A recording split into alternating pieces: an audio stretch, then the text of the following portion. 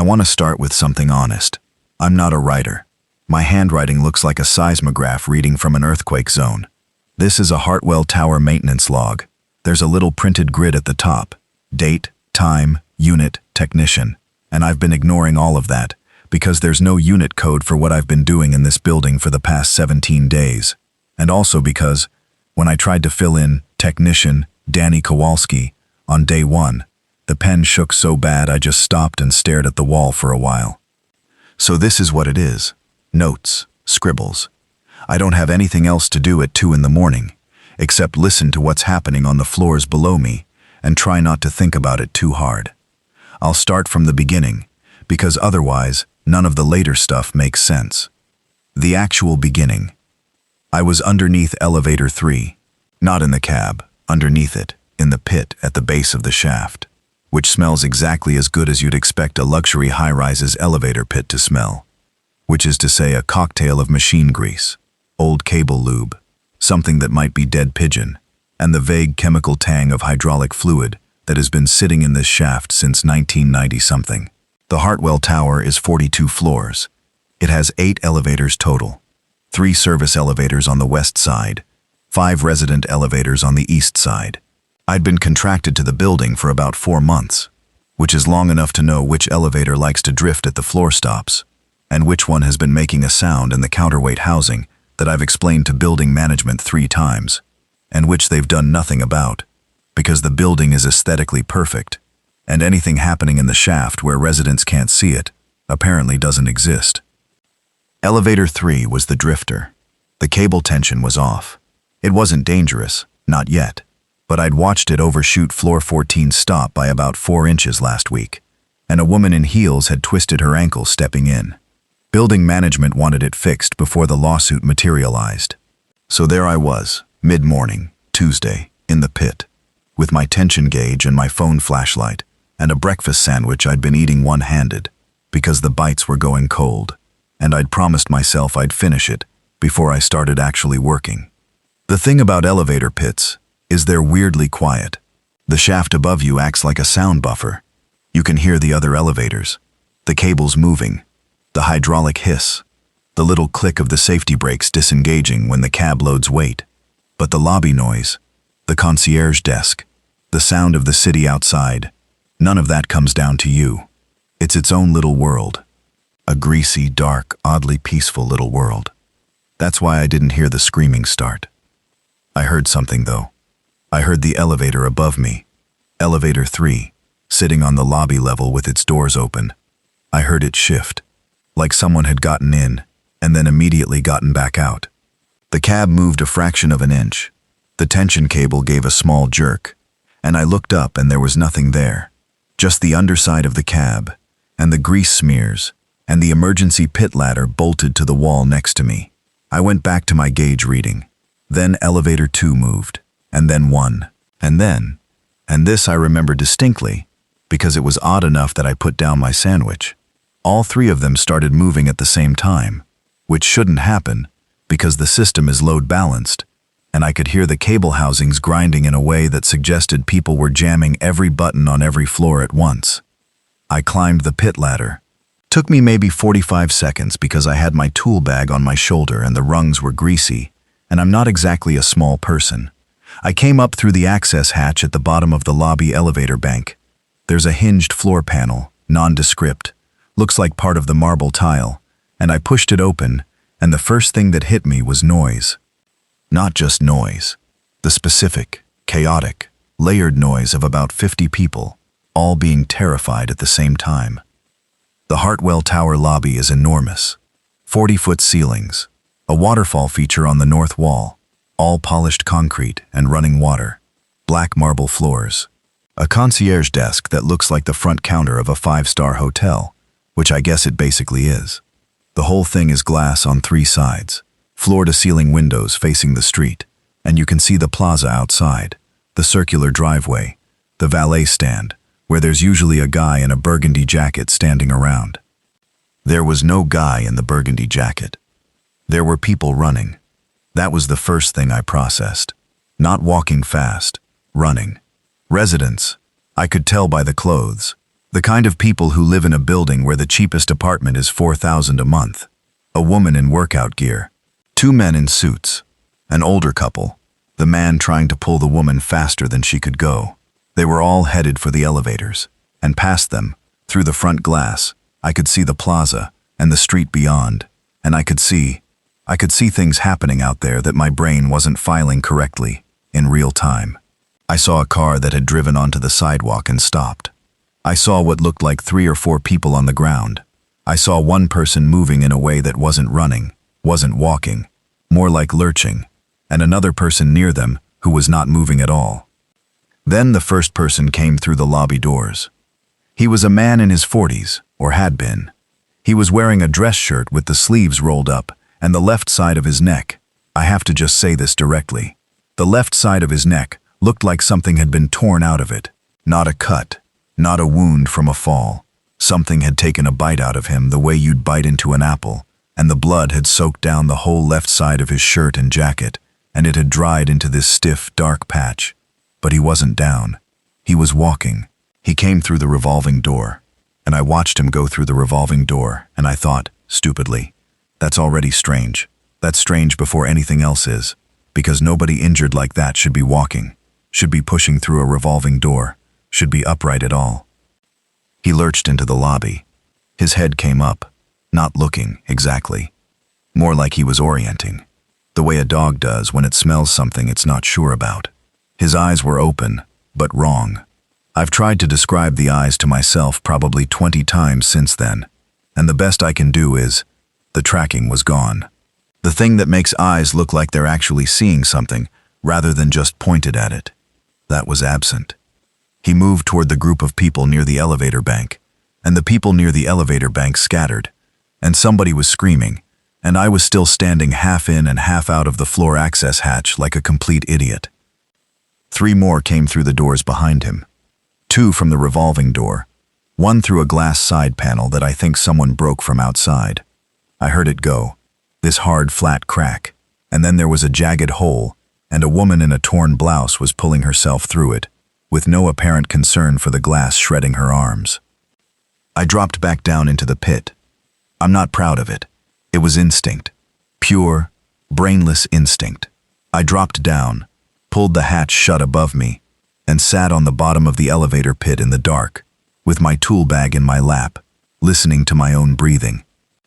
This is the part I don't think about too hard, because it's not something that reflects well on me. I sat there for, I don't know, 5 minutes, 10, long enough that my legs started to cramp from the crouch. The sounds coming through the floor hatch were getting worse. More screaming, but some of it was shorter now, cutting off in the middle, which is a sound I'm going to carry with me for the rest of whatever my life turns out to be. The elevator cabs above me were moving constantly, people on upper floors calling them, I assumed, the cables twitching and groaning. One of the cabs came back down and stopped at the lobby level, and I heard the doors open and I heard something. Not a person, not in any vocal sense. I heard something make a sound, and then I heard the elevator door safety sensor beeping because something was in the doorway and the doors couldn't close, and I sat in the dark and did not move. The thing about elevator pits, which I've already told you, is that they are their own little world. Nobody comes into the lobby without going through the front doors or the service entrance, and nobody takes the emergency floor access hatch unless they know it's there, which is effectively nobody except maintenance personnel. So I was, in that moment, in the safest possible spot in the entire lobby level, and I knew it. And I also knew that if that cab above me started moving, someone on an upper floor pressing the call button, it was going to move. And the cable tension I had come down here to fix was going to flex, and the weight distribution in the pit was going to shift around me, and I was going to have maybe 2 seconds to get flat against the wall before the counterweights came down. So, hiding wasn't a long-term option. The building's machinery was going to make that decision for me eventually. I got my phone out. No signal. That was the first time I'd checked in maybe 2 hours. I'd had it in airplane mode to save battery while I was working. I turned airplane mode off and waited, and got 1 bar, and then lost it, and then got half a bar, and managed to load about 60% of a news page before it timed out, and what I loaded was enough. I'm not going to reproduce the headline word for word, I remember it clearly enough. The gist was, multiple major cities.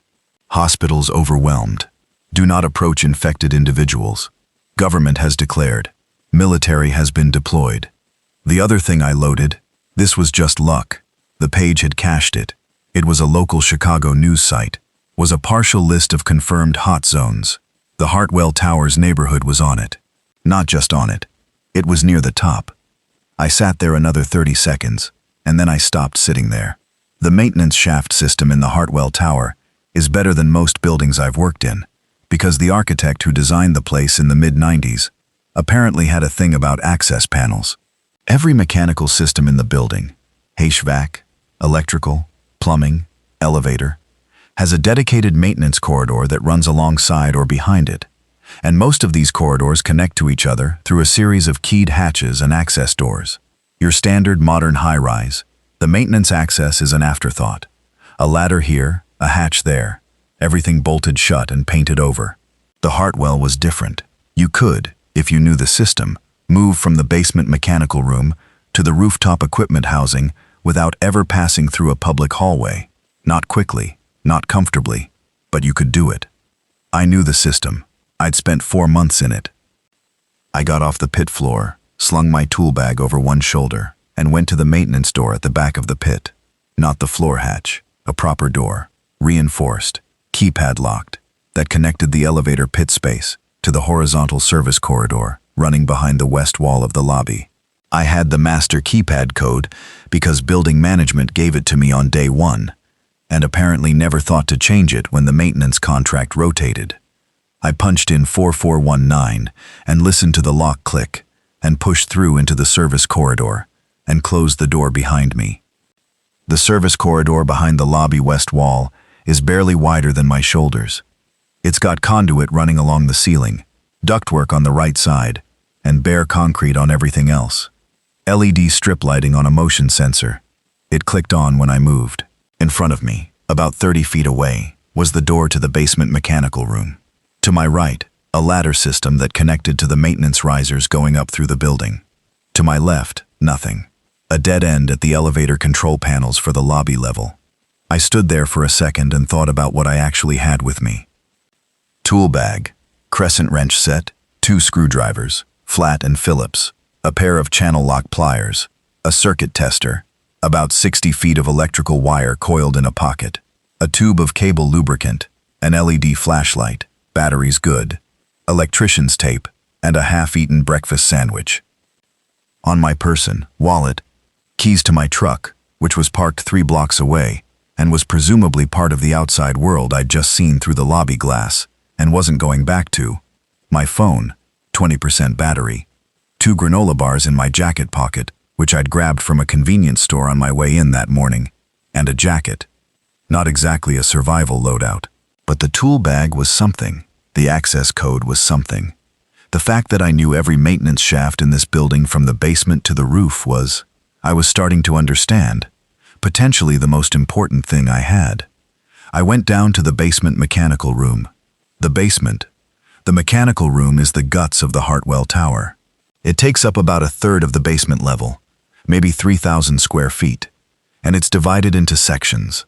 The primary electrical switchgear on the north side, the HVAC air handler and chiller units in the center, the elevator hydraulic pump station and motor room on the south side, and a utility corridor running through the middle with access to all of it. The generator is down here too, in its own fireproof enclosure, a diesel unit the size of a small truck, there for emergency power to the elevators and emergency lighting and the fire suppression system. The fuel tank connects to a supply line that goes to a buried tank under the parking structure. The first thing I did was check the generator. Not because I was thinking ahead particularly well, more because it was something to do that my hands already knew how to do, and doing something familiar was keeping me from the edge of whatever was going on in my head, which was not good. The generator had fuel. The gauge read about 2/3 on a tank that held roughly 300 gallons, which for a load like emergency power would run maybe 4 or 5 days if I was conservative. Not ideal, but not nothing. I found the emergency manual controls for the building's elevator system in the motor room, and I did something that felt extreme at the time, and later felt obviously correct. I cut power to elevators 1, 2, and 4. The 3 resident elevators on the east side that would allow someone, or something, on the lobby level to reach the upper floors.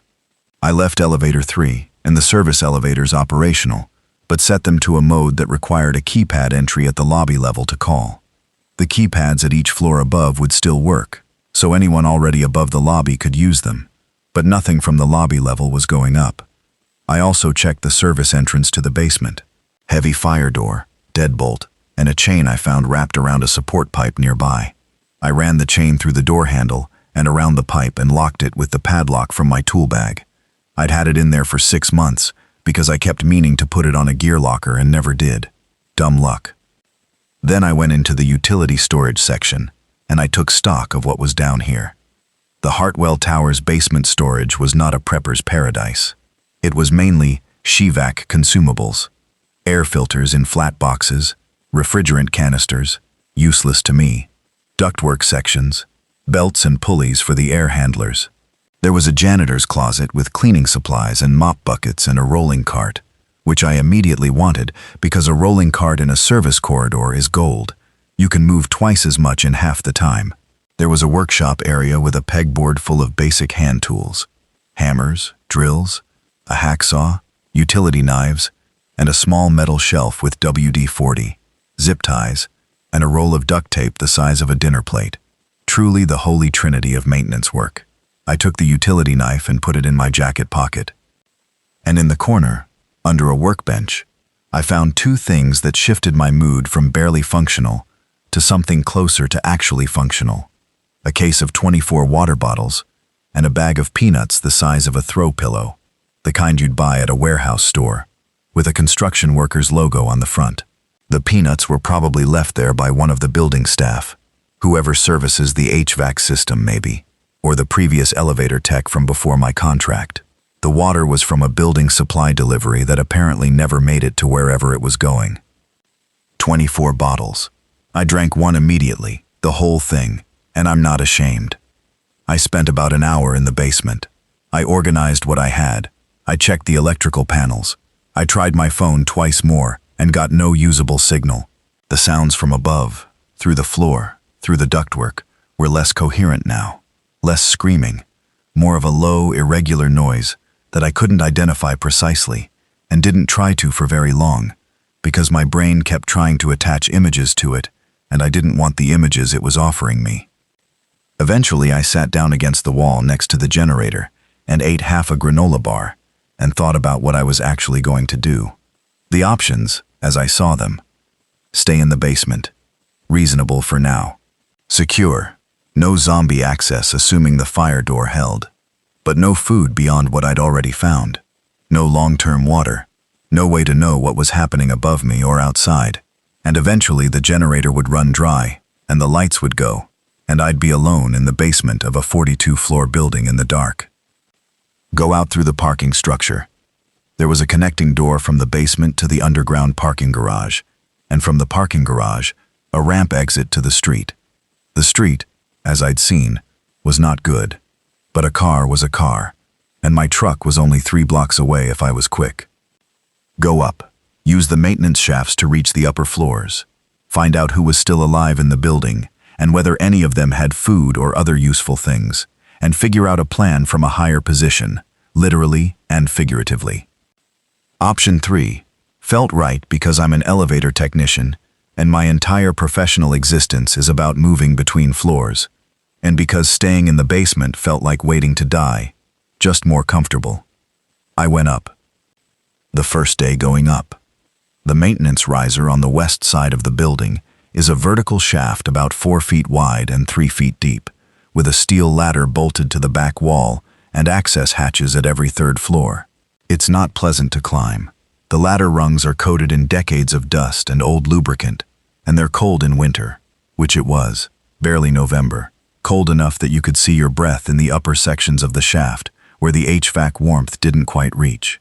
The shaft smells like old machinery and dust. 42 floors means roughly 500 feet of vertical ladder, but I wasn't going to 42. Not then. I went to floor 6 first. Why 6?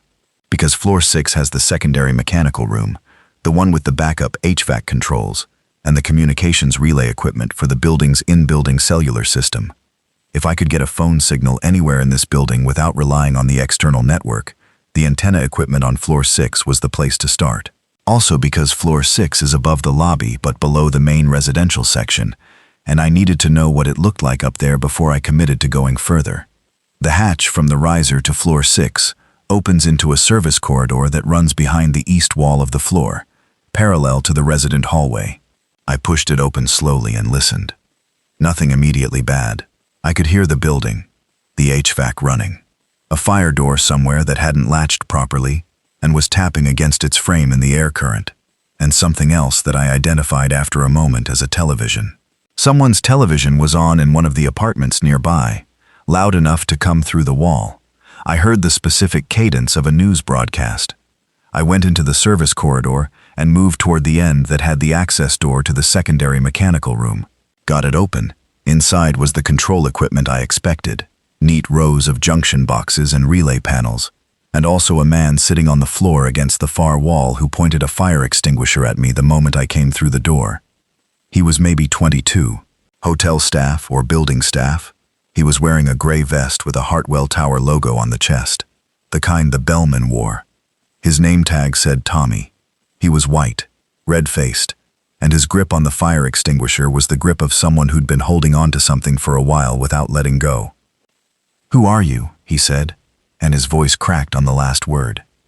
"Elevator tech," I said. "I'm contracted to the building. I haven't been bitten or whatever. I've been in the basement since this morning." He stared at me. The extinguisher didn't move. You're not sick?" "I feel very normal." "Well, no, I feel terrible, but not sick." He put the extinguisher down slowly. His hands were shaking. He looked at them, like they belonged to someone else. Tommy Greer, 23, had been running deliveries to residents when the lobby went bad, and he'd made it up to floor 6 by sprinting for the service stairs when the elevators stopped.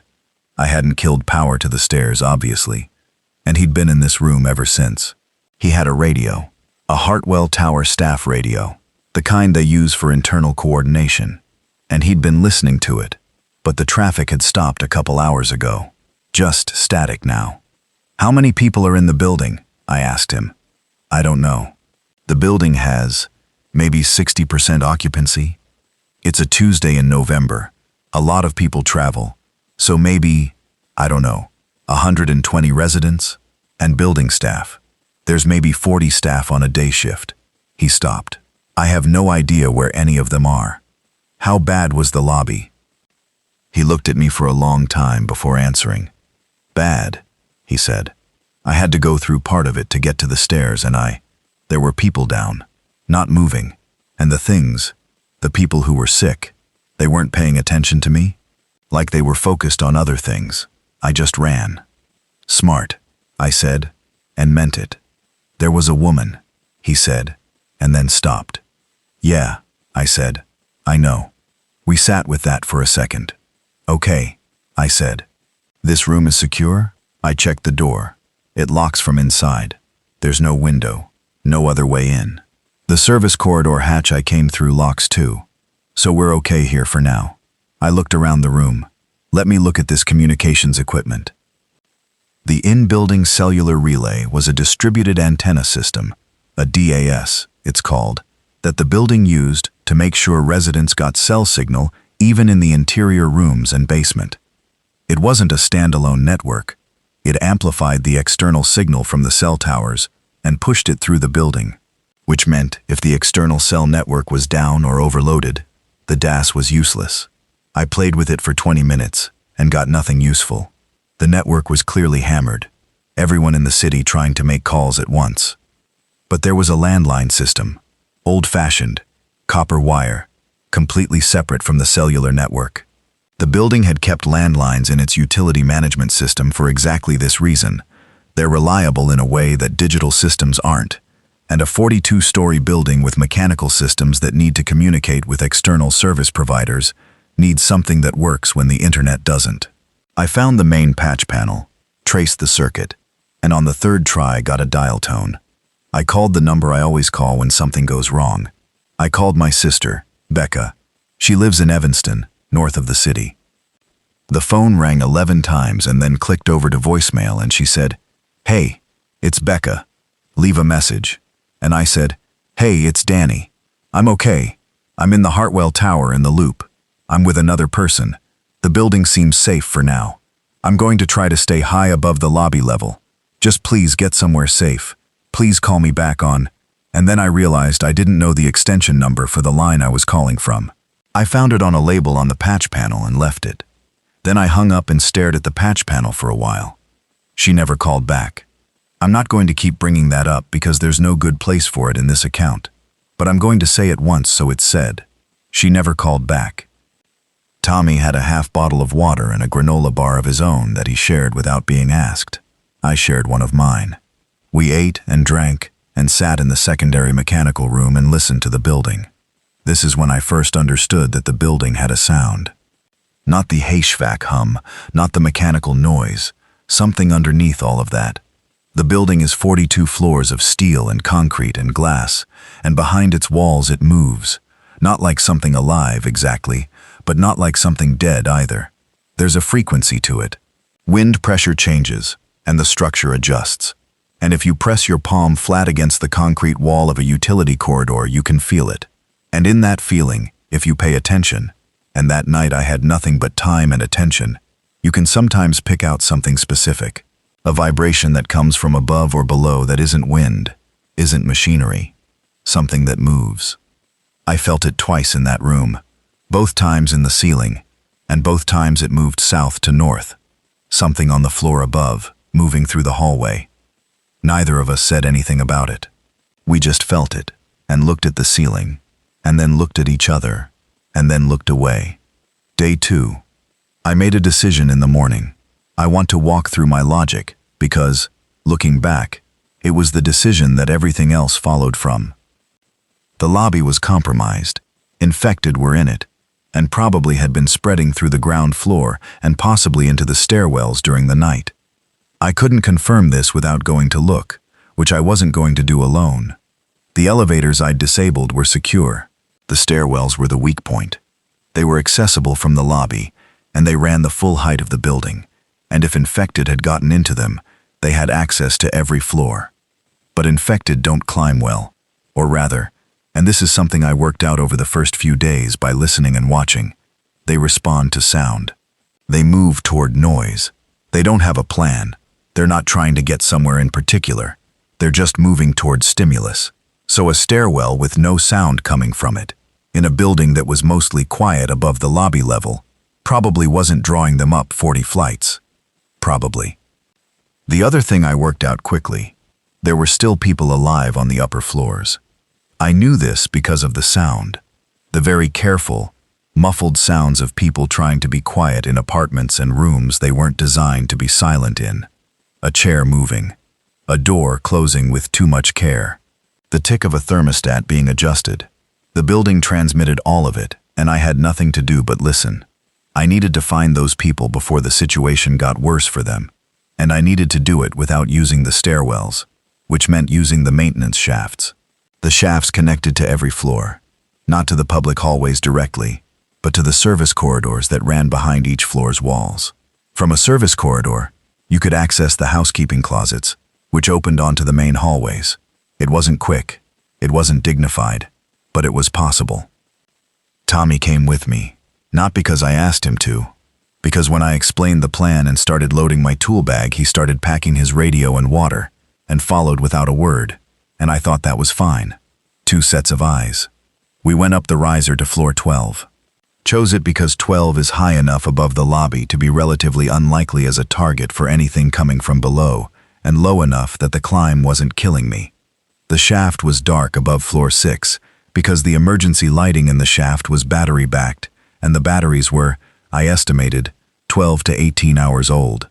I had my flashlight. Tommy had his phone. Floor 12. The service corridor was empty.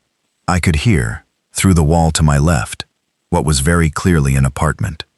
The sound of a television muted, the creak of someone sitting and then shifting, and through the wall on my right, the resident hallway, which was quiet. I opened the housekeeping closet at the south end of the corridor. Standard lock, building master key that I had. And from there into the hallway. The hallway on floor 12 is a long, straight shot, cream-colored walls, indirect lighting which was on emergency power, and therefore dimmer than usual, a strip of carpet that was an inoffensive beige. There were 8 apartments on this floor. 3 of the doors had things stuffed under them, clothing, towels, pillows, blocking the gap, people inside doing the instinctive thing. I knocked on the first door, quietly. 3 knocks, and then I said, "Hartwell Tower Maintenance. I'm not injured. I'm with a building staff member. I'm going to knock on all the doors on this floor. You don't have to open up, but you need to know there's someone in the corridor." Nothing from the first door. Second door. Nothing. Third door. The one with a blanket stuffed under it. Movement. Then a voice. "How do I know you're not infected?" I thought about that. "I knocked," I said. Politely. A pause. "That's... okay, that's fair." The door opened. The chain was still on. Through the gap, a man in his late 50s, heavy-set, bathrobe, bifocals, 3 days of stubble. He looked at me, looked at Tommy, looked back at me. "Walt Purcell," he said. "Danny Kowalski," I said. "This is Tommy. We've been in the building since yesterday. The lobby is bad, but we think the upper floors are clear for now. Are you alone?" "My wife is here. She had a hip replacement in September. She can't. Moving is difficult." "Okay, that's okay." I thought about it. "Do you have food? Water?" "We have some, not. It's 2 days, maybe 3, if we're careful." 3 more doors on the floor opened eventually. 2 solo residents. A woman in her 30s named Nora Finch, who opened her door without the chain because she'd already unscrewed the chain mounting from the frame with what turned out to be a Swiss Army knife, which I respected immediately, and an older man, maybe 70, named Gerald Ashby, who said very little and seemed to be assessing everything with the calm of someone who had seen worse things in other parts of his life. And then one more couple, younger, mid-30s, a man named Patrick Oakes and his wife Denise, who had a 6-month-old baby. The baby was the first thing that hit me as a real problem, not because the baby was in any way the baby's fault, but a baby makes sound, and in a building full of things that move toward sound, a baby is a problem. We were 8 people in a hallway on floor 12, 7 adults and a baby. I didn't have a plan yet. I had a maintenance shaft and a master key and a tool bag, and the fact that I'd been inside this building's guts for 4 months. I said, "Okay, here's what I know. I know this building better than anyone. I know how to move through it without using the public stairs or the main elevators. I know where the backup generator is and how long it runs and what it powers. I know where there's at least some food and water in the building right now. I'm going to tell you all of that, and then we're going to figure out together what to do with it." Nora said, "What's your actual plan?" "I'm working on it," I said. "Great," she said, not unkindly. "Work faster." The upper floors. That first day of moving through the building, I understood something that should have been obvious from the start. A 42-story luxury building is more useful for survival than almost anything else I could have ended up in when the world ended. Not luxury in a frivolous sense. Luxury in the sense of excess. The Hartwell Towers residents, most of them, the ones who lived here full-time rather than keeping it as a pied-à-terre, had apartments stocked the way people with money stock them. When I got access to the kitchens, first through residents who were still alive and then, later, through apartments that were empty and abandoned, what I found was not the sparse shelves of someone who lives mostly in restaurants and has a gym subscription. These were full kitchens, pantries with items bought in bulk, pasta in sealed containers, canned goods, dry beans, rice, olive oil, nuts, vacuum-sealed coffee. One apartment on floor 28 had a wine rack with 60 bottles and a separate storage cabinet with maybe 30 cans of specialty foods, duck confit, truffle paste, sardines in oil, things that under normal circumstances I'd look at with confusion and now looked at like they were made of gold. The building also had a restaurant on floor 3, a proper restaurant, the Hartwell's own, open to residents and to outside guests. It was called Andover. It had a kitchen the size of a tennis court, walk-in refrigerators, dry storage, a bar with a full stock. The kitchen was a problem to access because floor 3 was potentially compromised. I didn't know what was on floor 3, hadn't checked it. But the dry storage, if I could get to it, was months of food. That had to wait. First things first. First thing was consolidating the survivors I'd found. I needed them in one place, one secure place, not spread across a floor where a problem on one end couldn't be heard or responded to from the other end. I thought about it and picked floor 34. Floor 34 for 3 reasons. 1. It was the floor I'd originally been working on when the outbreak started. I knew it well, had spent time in its mechanical spaces. 2. It was high enough that anything coming from below had a long way to travel to reach it, and would make noise doing it. 3. It had a specific feature that most floors didn't have, which was that its service corridor connected directly to the elevator machine room for elevators 5, 6, and 7, the resident elevators serving the upper section, and from the machine room you could access the shaft directly. The shaft was my highway. It was the thing I knew better than any stairwell, better than any public hallway, and it was not something anyone or anything else was likely to use. Getting everyone from floor 12 to floor 34 without using the main stairs was an exercise in patience and logistics that took most of the afternoon. The maintenance riser ladder was not built for a woman who'd had a hip replacement 2 months ago. Walt Purcell's wife, Audrey, small woman, practically bird-like, with a determined expression and a grip that could crush coal, made it up through the shaft one rung at a time, Walt below her and me above her, Tommy at the bottom managing bags and supplies. It took 45 minutes for those 22 floors, and she didn't complain once. The baby went up in a carrier strapped to Patrick's chest, Denise climbing alongside with her hand on the carrier the whole way. By late afternoon, we were on floor 34. I got them into one of the larger corner apartments. It had a resident listed as E. Hartley, and the nameplate was brass, and the apartment inside was decorated with the kind of careful restraint that suggests someone has enough money that they've stopped trying to prove it. It was also empty. The resident was gone. Not infected, not dead inside, just gone. As though they'd left before all this started.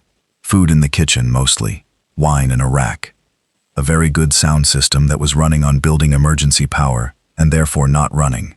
Books, a balcony, which I wanted no part of right now.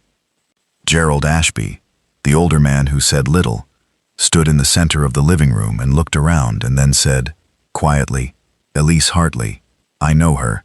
She's been abroad. She told me she was going to Vienna in October." "Lucky timing," Nora said. "Extremely," Gerald said. I left them in the apartment and went to work. What I did for the next 3 days. I want to compress this slightly because the details are numerous and some of them are more useful than others, and I'm writing by flashlight because the building's emergency power doesn't run to outlets in the maintenance shafts. Day 2 into day 3. I walked the maintenance access of floors 25 through 42 and cataloged what I found. Occupied apartments. I identified 16 units with definite signs of living occupants by listening at service corridor walls and, in a few cases, leaving notes in the corridor in case other maintenance-savvy people were using the shafts. I found 3 more survivors this way. 2 on floor 38, who had each independently decided to hide in the same service corridor and then had a day-long standoff that resolved itself when they both got hungry enough to talk. And 1 on floor 41. A building security guard named Jeff Landis, 43, who was sitting in the elevator machine room on the top residential floor with a flashlight and a radio and a sandwich he'd been eating one corner at a time to make it last. Jeff was the first person I met who wasn't visibly scared. He was big, not tall, but wide, the kind of wide that comes from a job that involves standing and lifting, with short dark hair and a security uniform that was too tight across the shoulders.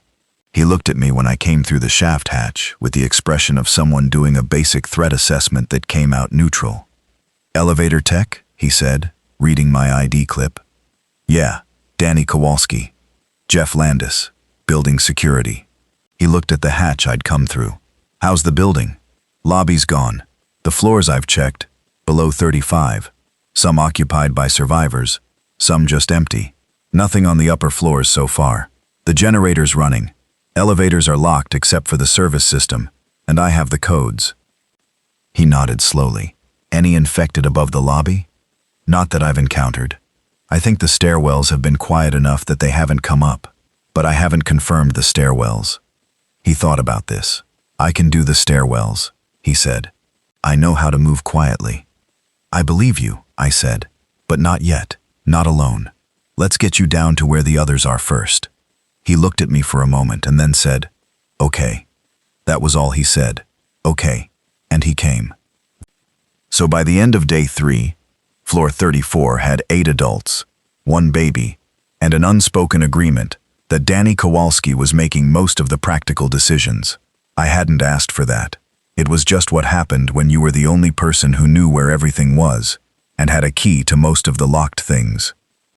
The food situation, day 3. We had the supplies I'd brought from the basement, most of the water, the peanuts, whatever residents had in their apartments.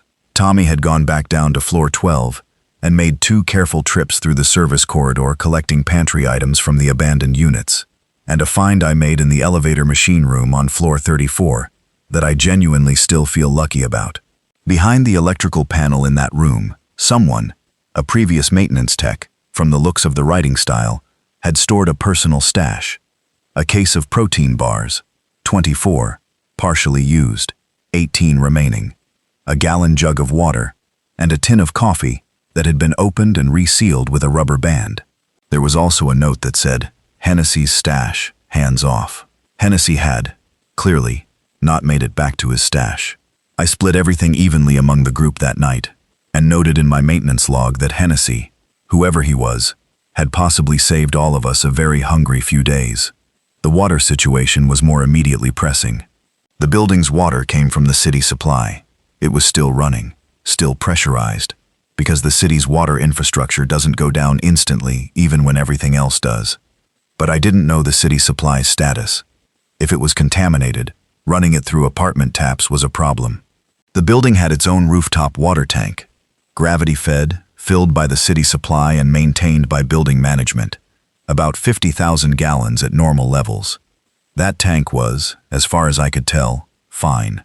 But I needed to isolate it from the city supply, and I needed to do it without accidentally cutting off water to the whole building. I spent most of day 3 in the basement, tracing the plumbing diagrams I found in the maintenance room's filing cabinet. Thank you to whoever organized those files in 2009. You are a hero of this story, and working out how to do it. By day 4, I had the main city supply inlet valve closed, and the building running on tank water only. 50,000 gallons for 9 people was an embarrassment of riches. Even being generous, that was a very long time. One problem solved, temporarily. The restaurant. Floor 3 was the thing I kept coming back to in my head. The dry storage in the Andover restaurant's kitchen was, based on what I knew about commercial kitchens, probably a 3 to 6 month supply of non-perishable food for a kitchen that served maybe 100 covers on a busy night. That's a lot of food. That's also a lot of food that required getting to floor 3, which was 3 floors above the lobby, and I didn't know what was on floor 3. I went to check on day 4, alone. I didn't tell the others because I knew at least 2 of them would want to come, and I needed to move quietly, and I needed to be able to make a fast decision to turn back if things went bad without managing another person's reaction at the same time. The maintenance riser to floor 3 from the basement level passes through a section that runs alongside the lobby's west wall, and at the lobby level, there's a reinforced section of shaft, extra thick concrete, bolted hatch, that's there because the lobby level section of shaft is technically rated as part of the lobby's fire separation. It's solid. I'd never been nervous going past it before. On day 4, I was very aware of the proximity on the other side of the wall. I could hear things in the lobby. Not clearly. The concrete and the shaft muffled it. But there was sound, movement, something that wasn't mechanical. The lobby's waterfall feature was running on emergency power, just the pump, no actual water flowing. So the pump made a low cycling noise. And underneath that, I could hear what I can only describe as a kind of aimless shuffling, like a large room full of people who aren't going anywhere in particular. Low sounds, not words, Not anything with syntax or intent, just the sounds that throats make when there's no thought behind them. How many? I couldn't tell. Could have been 5, could have been 40. The lobby had been flooded with people fleeing the street, and a percentage of those people had been infected, and the infected inside had presumably started on the uninfected, and so the number of infected in the lobby had been growing since day 1. I chose not to think about this too carefully. Floor 3 was quiet. The service corridor on floor 3 runs behind the restaurant's kitchen, and there's an access door directly into the kitchen's prep area. I'd used it before when one of the kitchen's refrigeration units had a power issue that traced back to the building's electrical system. The door was locked. I had the master key. I went in. The kitchen was what a professional kitchen is at the end of a service shift that nobody finished. Partially cleaned, partially not. A hotel pan of something dark and congealed sitting on a counter. The prep stations wiped down but not sanitized. The grill surface with a thin layer of grease on it that had dried. Somebody had been mid-prep when the outbreak hit. There was an onion on a cutting board, cut in half, the cut surface brown now and dried, and next to it a knife that someone had laid down carefully rather than dropping, which said something about whoever had been at that station. The walk-in refrigerators had lost cold. The building's emergency power doesn't run to the restaurant cooling systems. The smell when I opened the walk-in was not great. The meat was gone, but the dry storage was separate, and the dry storage was fine. The dry storage was, to be specific, 50 kilos of rice in sealed buckets, 30 kilos of dried pasta in various shapes, 2 cases of canned tomatoes, 24 cans per case, a case of olive oil, 12 liters, 5 kilogram bags of dried lentils, dried chickpeas, split peas, multiple bags of quinoa and farro, and other things I recognized but wouldn't have known how to cook before all this, 10 kilogram bags of flour, 3 of them, in sealed containers. Baking powder, salt, a commercial-size container, several kilos. Sugar, powdered milk, cornstarch. And in a locked cage in the corner of the room, behind a padlock that took me 15 minutes to pick, with a bent wire from my tool bag. An absolute treasure. 12 cases of mixed canned goods. Beans, corn, tomato soup, chicken broth, tuna, salmon, and 3 cases of bottled water that someone had presumably bought for bar service and never used. I made 6 trips, through the service corridor, up the maintenance riser, carefully, as quietly as I could, 1 load per trip, using the rolling cart I'd liberated from the basement janitor's closet. By the end of day 4, floor 34's apartment had enough food to last 9 people a very long time, assuming careful rationing and assuming I was right about the water tank, which I checked again and confirmed was at 90% capacity. On the 4th trip back up, coming through the floor 6 service corridor, I heard something that stopped me mid-step. A radio. Not a building staff radio. Something different, with more range. I could hear it through the wall of the secondary mechanical room. I pressed my ear to the door. It was a voice, clear enough to make out words. A woman's voice, it sounded like, though it had the compression quality of a broadcast signal. She was saying, in a flat, slightly tired cadence, "This is Beacon Group, broadcasting on 147.3. We are located in the Garrison Building on North Michigan Avenue. We have medical supplies and shelter. If you can reach this frequency, please respond. This is Beacon Group." It repeated. Same words, same tone. I went into the room, and I spent an hour with the communications equipment. The DAS system still wasn't useful for cellular, but the building had a licensed 2-way radio repeater in the communications rack. It was there for the building's staff radio system, but it was a full repeater, not a closed system, which meant if I had a radio transmitter set to the right frequency, I could use it as a relay. The problem was frequency. 147.3 was a VHF frequency, and the building's staff radios were UHF, different bands. I couldn't bridge them directly. What I could do was use the repeater's output terminals and a length of coaxial cable to extend the range of Tommy's staff radio. It wouldn't hit 147.3, but it might hit something else. It was a place to start. I took detailed notes on the equipment and went back up. Something to work on. Jeff. This is the part I've been working around in my writing, because I don't like thinking about it clearly. but it belongs in any honest account. On day 5, Tommy noticed Jeff's left arm. We were all in the main apartment, the Hartley apartment on floor 34, eating dinner, which by day 5 had become a fairly organized event, food rationed out per person, portions determined by me and Nora together, because Nora turned out to have a practical and completely unsentimental mind about numbers. We were eating. Jeff was sitting against the wall with his arm across his body the way he always did, which I had registered as just the way he sat, a posture thing. Tommy said, "Jeff, what happened to your arm?"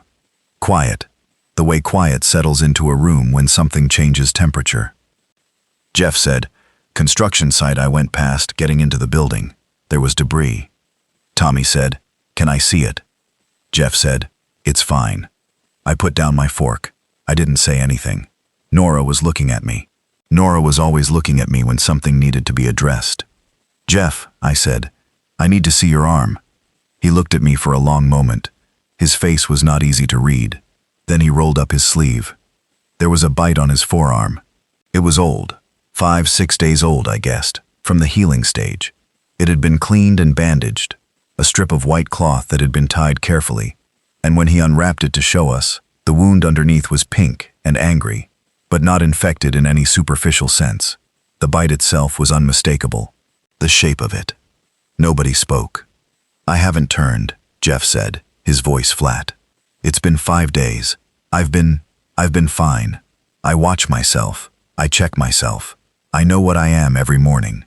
"How?" Nora asked, not accusatory, genuinely asking. "Because I'm here talking to you and I have not tried to eat any of you," he said, with a quiet directness that I found weirdly reasonable. The theory I'd formed by day 5, from listening, from what I'd seen in the lobby, from the physical behavior of the infected in the building, was that the conversion wasn't instant. Some people converted fast, within hours, but not all. There seemed to be, and I had no medical knowledge, no science to back this, just what I'd observed, a variability in it. Some people held, some people didn't. Why the difference? I had no idea.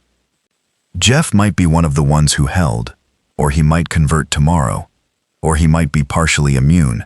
There were reports, scattered fragments I'd gotten from the radio broadcast in later days, suggesting something like that existed. I made a decision that I've second-guessed exactly twice since then, and come back to the same conclusion both times. I said, "Okay, you stay. You continue to be honest with us about how you're feeling every single day. You tell us immediately if anything changes, and you keep the arm covered." "That's it?" Nora said. "What's the alternative?" I said. "We put him out in the shaft?" She thought about it. No, you're right." Walt Purcell said nothing. He was looking at Jeff with an expression I couldn't read. Gerald Ashby was also looking at Jeff, but his expression was different. Not judgment. Recognition, maybe. Like he understood something about the situation that the rest of us didn't quite. Jeff said, "Thank you." Just that. Then he rolled his sleeve back down. He moved his sleeping spot to the other end of the apartment that night, without being asked. I noticed that. I think it was his way of giving everyone something they needed, without making it into an event. Over the following days, Jeff proved to be the most useful person in the group who wasn't me. He knew the building's security systems the way I knew its mechanical systems. He could tell me which doors had electronic strikes and which were manual, which stairwell cameras were still on the emergency power circuit, and what they covered, whether any of the lobby's security shutters had come down automatically. 2 of them had, he said, the ones on the main entrance. They were rated blast resistant, and they were down across the glass. He was methodical and careful, and he thought before he spoke. He was also, every day, himself. Not twitching, not slow, not absent the tracking in his eyes that I'd seen in the infected. Every morning, he held up his arm and showed me the wound. Every morning it was just a healing bite from a man who had been bitten and hadn't turned. I don't know if I trusted him. I watched him, but I also watched everyone else, because it was day 5 of the end of the world, and there was nothing else to do with my attention. The 23rd floor, day 6. I was running the maintenance riser between floor 22 and floor 25, a section I'd used 6 times already, and I stopped at the floor 23 hatch because something was wrong with the air. Not the smell. There are plenty of smell issues in the building that have nothing to do with anything frightening. It was more of an absence. When I pushed the hatch and cracked it open to check the corridor, the air that came through was different. Still. Not the kind of still that a corridor gets when nobody's been through it in a day or two. A deeper still, like the air in a room that's been sealed. I went in. Floor 23 is a full residential floor. 8 apartments, the standard layout for mid-tower. The service corridor runs the length of the floor behind the east wall. The housekeeping closet at the south end. The mechanical access at the north end. I'd been through the corridor before, on day 2, and it had been unremarkable. Empty, quiet, normal. Now it felt different. Not visually. Nothing visible was different. But the feeling of it. I went through the housekeeping closet into the main hallway. The main hallway of floor 23 was exactly as it should have been. Carpet, cream walls, indirect lighting. All 8 apartment doors closed. No towels or clothing stuffed under gaps. No handwritten notes, no any of the improvised communication that had started appearing on other floors as survivors figured out that other survivors existed. I knocked on the first door. Nothing. Second door. Nothing. I used the master key on the third door. The lock turned normally. The door swung open. The apartment was, I've tried to find the right word for this and I keep not finding it. It was undisturbed. Completely, perfectly undisturbed. The kitchen counter had a coffee cup with coffee still in it, but the coffee was cold and had a skin on top, 3 or 4 days old. A newspaper was open on the dining table, the actual print kind, folded back to an interior section. A pair of reading glasses were sitting on top of the newspaper.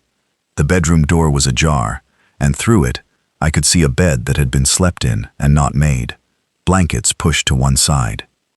Nobody was there. I went back into the hallway and checked every apartment on the floor. Master key, one after another. Every door opened normally. Every apartment was the same. Occupied in the ordinary sense. All the signs of regular daily habitation, and then absent of any person. No bodies. No blood. No signs of struggle. No evidence of the outbreak. No barricaded door.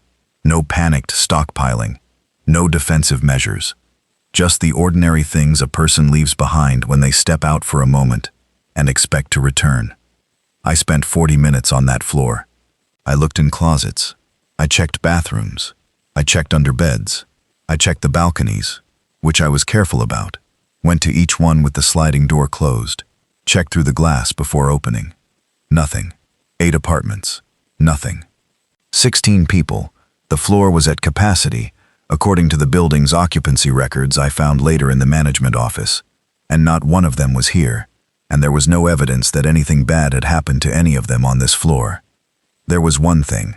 In the last apartment I checked, the northwest corner unit, the largest on the floor, on the kitchen counter, next to the sink, there were 2 prescription bottles, both the same medication.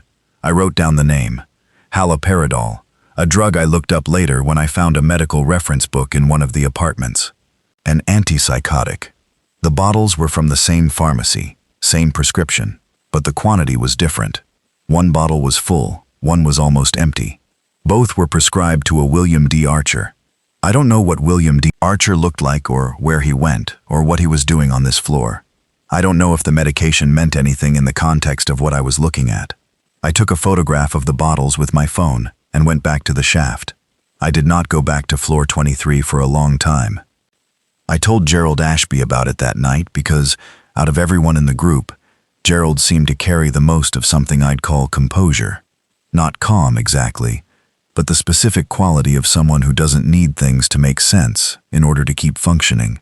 He listened to me describe it. Then he said, "Was there anything on the doors? On the frames?" "Like what?" "Anything." I tried to remember. "No, nothing." He nodded, once, and said, "Some buildings were evacuated in the first hours. Emergency management. If they got a crew in here fast enough, they might have gotten an entire floor out." In the first hours? The lobby was already compromised in the first hours. There are service entrances. If someone knew the building and moved quickly. Maybe, I said. But I didn't fully believe it. and I don't think he did either. An emergency evacuation of an entire residential floor doesn't leave newspapers open and coffee cooling and glasses on the table. People grab their things. People leave traces of urgency. Floor 23 had none of that.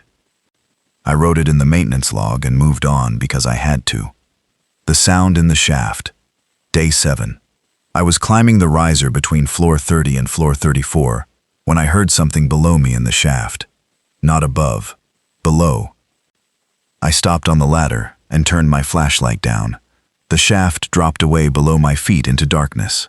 The LED strip lighting in this section had given out, something to fix, and I could see maybe 15 feet of ladder and nothing beneath that. But I could hear footsteps on the metal rungs, below me, coming up. I went very still. My first thought, I'll be honest, was one of the infected had somehow gotten into the shaft. I didn't know how. The bottom access was through the pit, which was through the maintenance door, which required the keypad. But I'd been going in and out of the shaft for 7 days, and I'd stopped being maximally careful every single time. And I didn't know with certainty that the door had been closed and latched behind me every single time. The footsteps kept coming, irregular, but deliberate, not random, not the aimless shuffling I'd heard from the lobby, something with intent. I held the flashlight downward and waited. A hand appeared in the light, then a forearm, a shoulder, a head, a man. He was clipped to the ladder railing with a standard rope harness of the sort that window washers use. He was wearing a window washer's coverall, the reflective kind, gray with orange panels. He had a red and gray beard and a face that had seen a lot of outdoor work. He looked up at the light and squinted. "Maintenance?" he said. "Yeah," I said after a moment. "Yeah, elevator tech." "Thank God," he said, with a feeling in it that I recognized. "I've been up top for 6 days. I kept hearing things in the shaft and thinking someone was in here, but every time I came down to check, there was nobody. You're the first person I've actually found." Ray Dutton, 51 years old.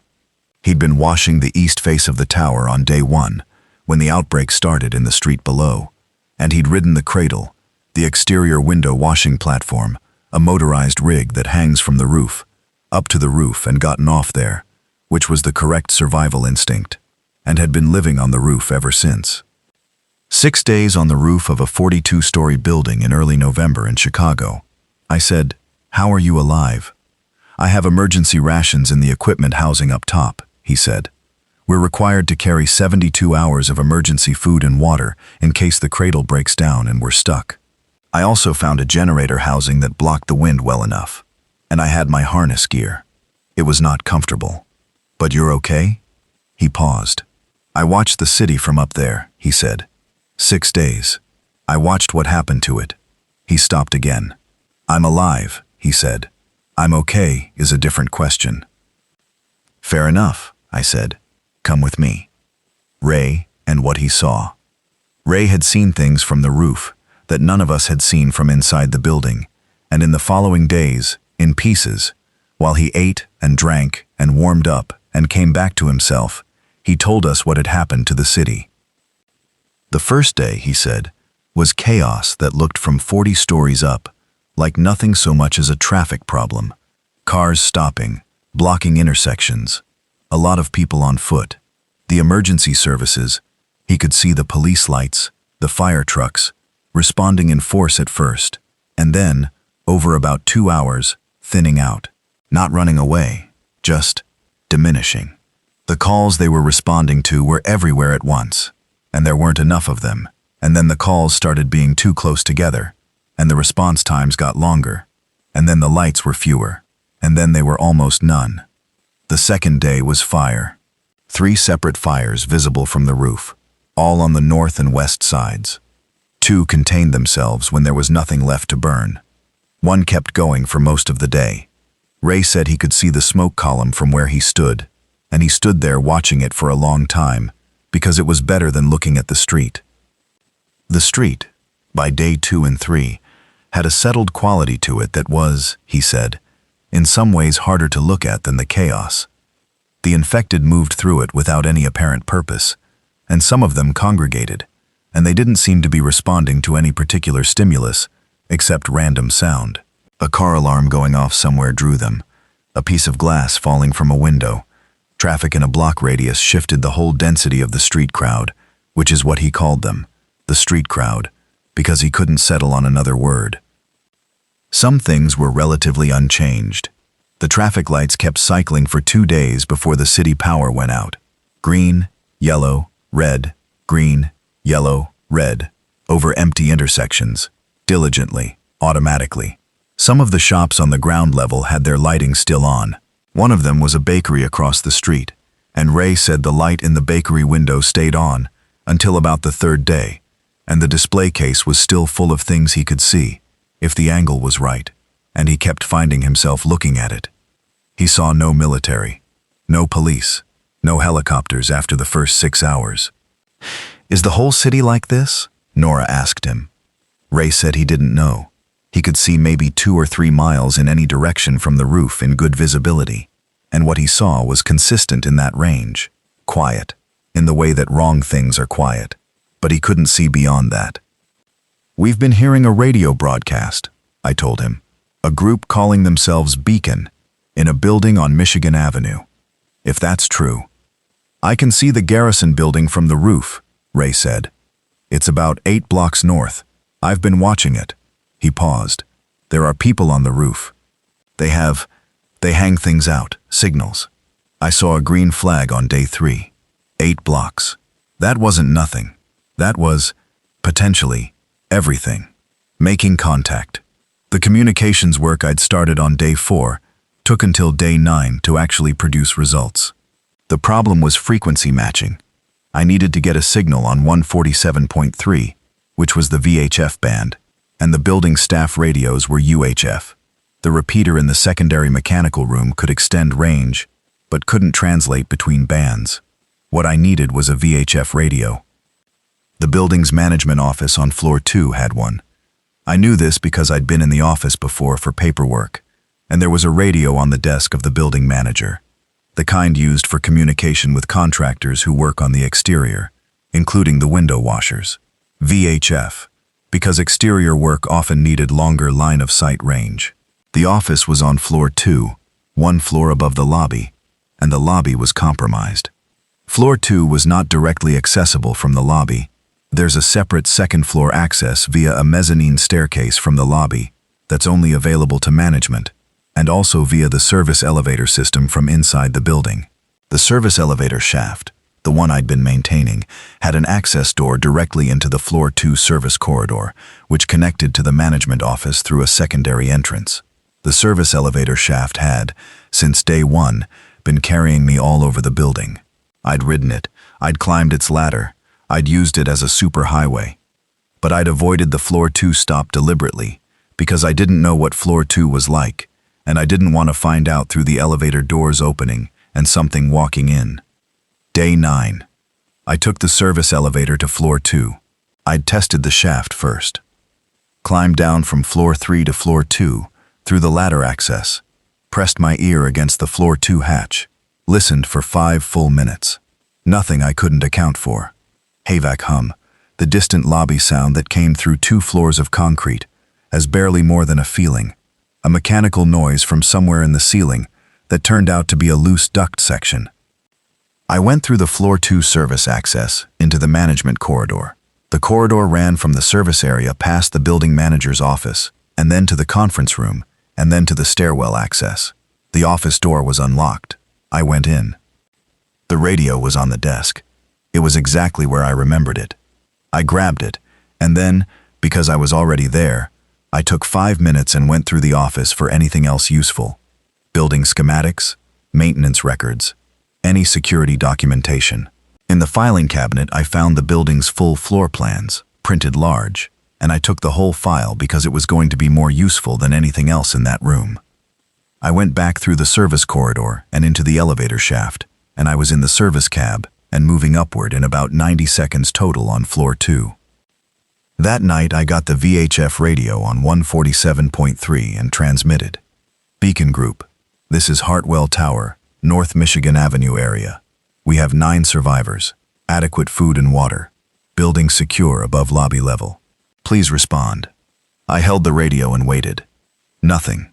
I repeated the message. Nothing. Then I put the radio on the charging dock I'd rigged, USB cable, power bank I'd liberated from the management office, and went to sleep. At 4:17 in the morning, the radio crackled. Hartwell Tower. This is Beacon Group at the Garrison Building. We read you. Who is this? I grabbed the radio so fast I knocked over my water bottle. Beacon Group, this is Danny Kowalski. I'm a maintenance tech in the building. I have 8 other people with me, including a mother with an infant. What's your status? A pause. Then, Garrison Building, 21 survivors. We have medical. We have a good amount of food. We've been here 11 days. Another pause. Danny, what's your exit plan? What Beacon said? The person I was talking to was a woman named Claire Barrow. 40-something, she said, when I asked, and her voice had the clipped efficiency of someone used to running situations. She'd been an operations manager for an event company, and the Garrison Building was a venue, a multi-story event space that had been converted from a historic office building, with a ballroom on the upper floors, and commercial kitchen space, and a loading dock that backed onto an alley. That, she said, was currently uncompromised. They had 21 people. They had food from the commercial kitchen stockpile. They had a doctor, a cardiologist named Hollis, who had been at the building for a conference on the day the outbreak started, and had stayed because where else was he going? They also had, and this is the part that changed everything, a vehicle. A cargo van that had been making a delivery to the loading dock when the outbreak started, and the driver had parked it in the dock and come inside, and never gone back out, and the van was still there, keys in the delivery company's lockbox by the dock. A vehicle. An actual operational vehicle, probably, assuming the driver hadn't left it idling for 11 days, and a loading dock that opened onto a back alley that Claire said was clear. We can't get to you, she said. The street between us. We've tried moving people before. It doesn't work. There are too many on the street level. I'm not talking about the street level, I said. She waited. This building has a rooftop cradle, a window washing platform. It's motorized, rated for 400 kilograms. Range is the full exterior of the building. It's currently parked on the roof. I thought about the physics. The Garrison Building, what's your roof situation? Flat, HVAC equipment, nothing major. There's a gap between us. What are you thinking? I'm thinking that if we can rig the cradle to reach the Garrison Building's roof from here, we might be able to cross without touching street level. The silence on her end was long enough that I thought the transmission had dropped. Then she said, How far is the gap? I'll measure from the roof tomorrow, I said. But the blocks are close. 40 feet, maybe 50 between the buildings? That's a long reach. The cradle is hydraulic and cable rigged. If I extend it and, look, I need to see the equipment up close before I make promises, but I think it's possible. Another pause. Danny, we have a doctor who says 2 of our people need to be somewhere with more medical resources than we have. One of them is a 14-year-old kid. The van can get us to a hospital if the streets are clear enough. We have a route plan. It goes through the loading dock alley and around the back streets. She paused. We just can't carry 30 people in one van. How many can the van carry safely? 8, maybe 10 at a squeeze. Okay, I said. Okay, let me think about this. We need to move in 3 days, she said. Hollis says that's the window. I said I'd be in touch in the morning. The plan. I laid it out on the floor of the Hartwell apartment the next morning, using the building schematics I'd taken from the management office and a piece of duct tape to mark the gap between buildings on the schematic's roof plan. Everyone sat around it. Ray knelt over it and pointed to the cradle housing position on the schematic and explained the equipment specs from memory. Nora asked questions. Jeff listened. Patrick held the baby, who was, that morning, remarkably quiet. The plan, as I assembled it. The rooftop cradle, Ray's window washing platform, was the pivot. It was designed to traverse the exterior of the building on a track system mounted at the roof parapet, driven by an electric motor that Ray knew how to operate. Its maximum horizontal reach from the building face was about 12 feet. The Garrison Building was, Ray confirmed this from his 6 days of staring at it, roughly 40 feet from the Hartwell's east face at the closest point, which was a corner section of the roof where the buildings were closer together than at the middle. 40 feet. The cradle extended 12, so the gap, uncrossed, was 28 feet minimum. What could cover 28 feet? I had elevator cables. The Hartwell Tower's elevators 1 and 2 had recently been recabled. I knew this because I'd been on site for part of the work. The old cables were cut and coiled, and sitting in the mechanical room on floor 41, waiting to be hauled out and disposed of. Each cable was rated at 2,200 pounds. Each coil was approximately 45 feet in length. There were 4 coils, 4 elevator cables, each 45 feet. If I could rig them from the Hartwell's roof parapet to the Garrison Building's roof parapet, I could create a tensioned crossing, not a walkway. I wasn't planning to walk across 40 feet of cable 40 stories up, but the cradle, extended to its maximum reach and anchored to a fixed cable, could potentially span the gap. The cable would act as a guide rail, and the cradle would ride along it. It was a bad plan in the sense that it was dangerous and required engineering I'd never done before, and was dependent on my ability to accurately estimate loads and tensions using training I received 15 years ago, and a gut feeling about what 12-gauge cable does at a 40-foot span under dynamic load. It was also the only plan. "There's a problem," Jeff said, from his end of the room. Everyone looked at him. "The lobby," he said. "We're talking about a lot of activity.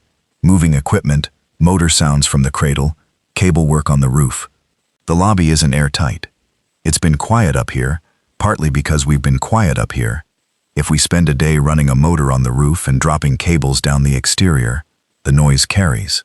The street hears it. Things on the street come toward noise. And the lobby." He stopped.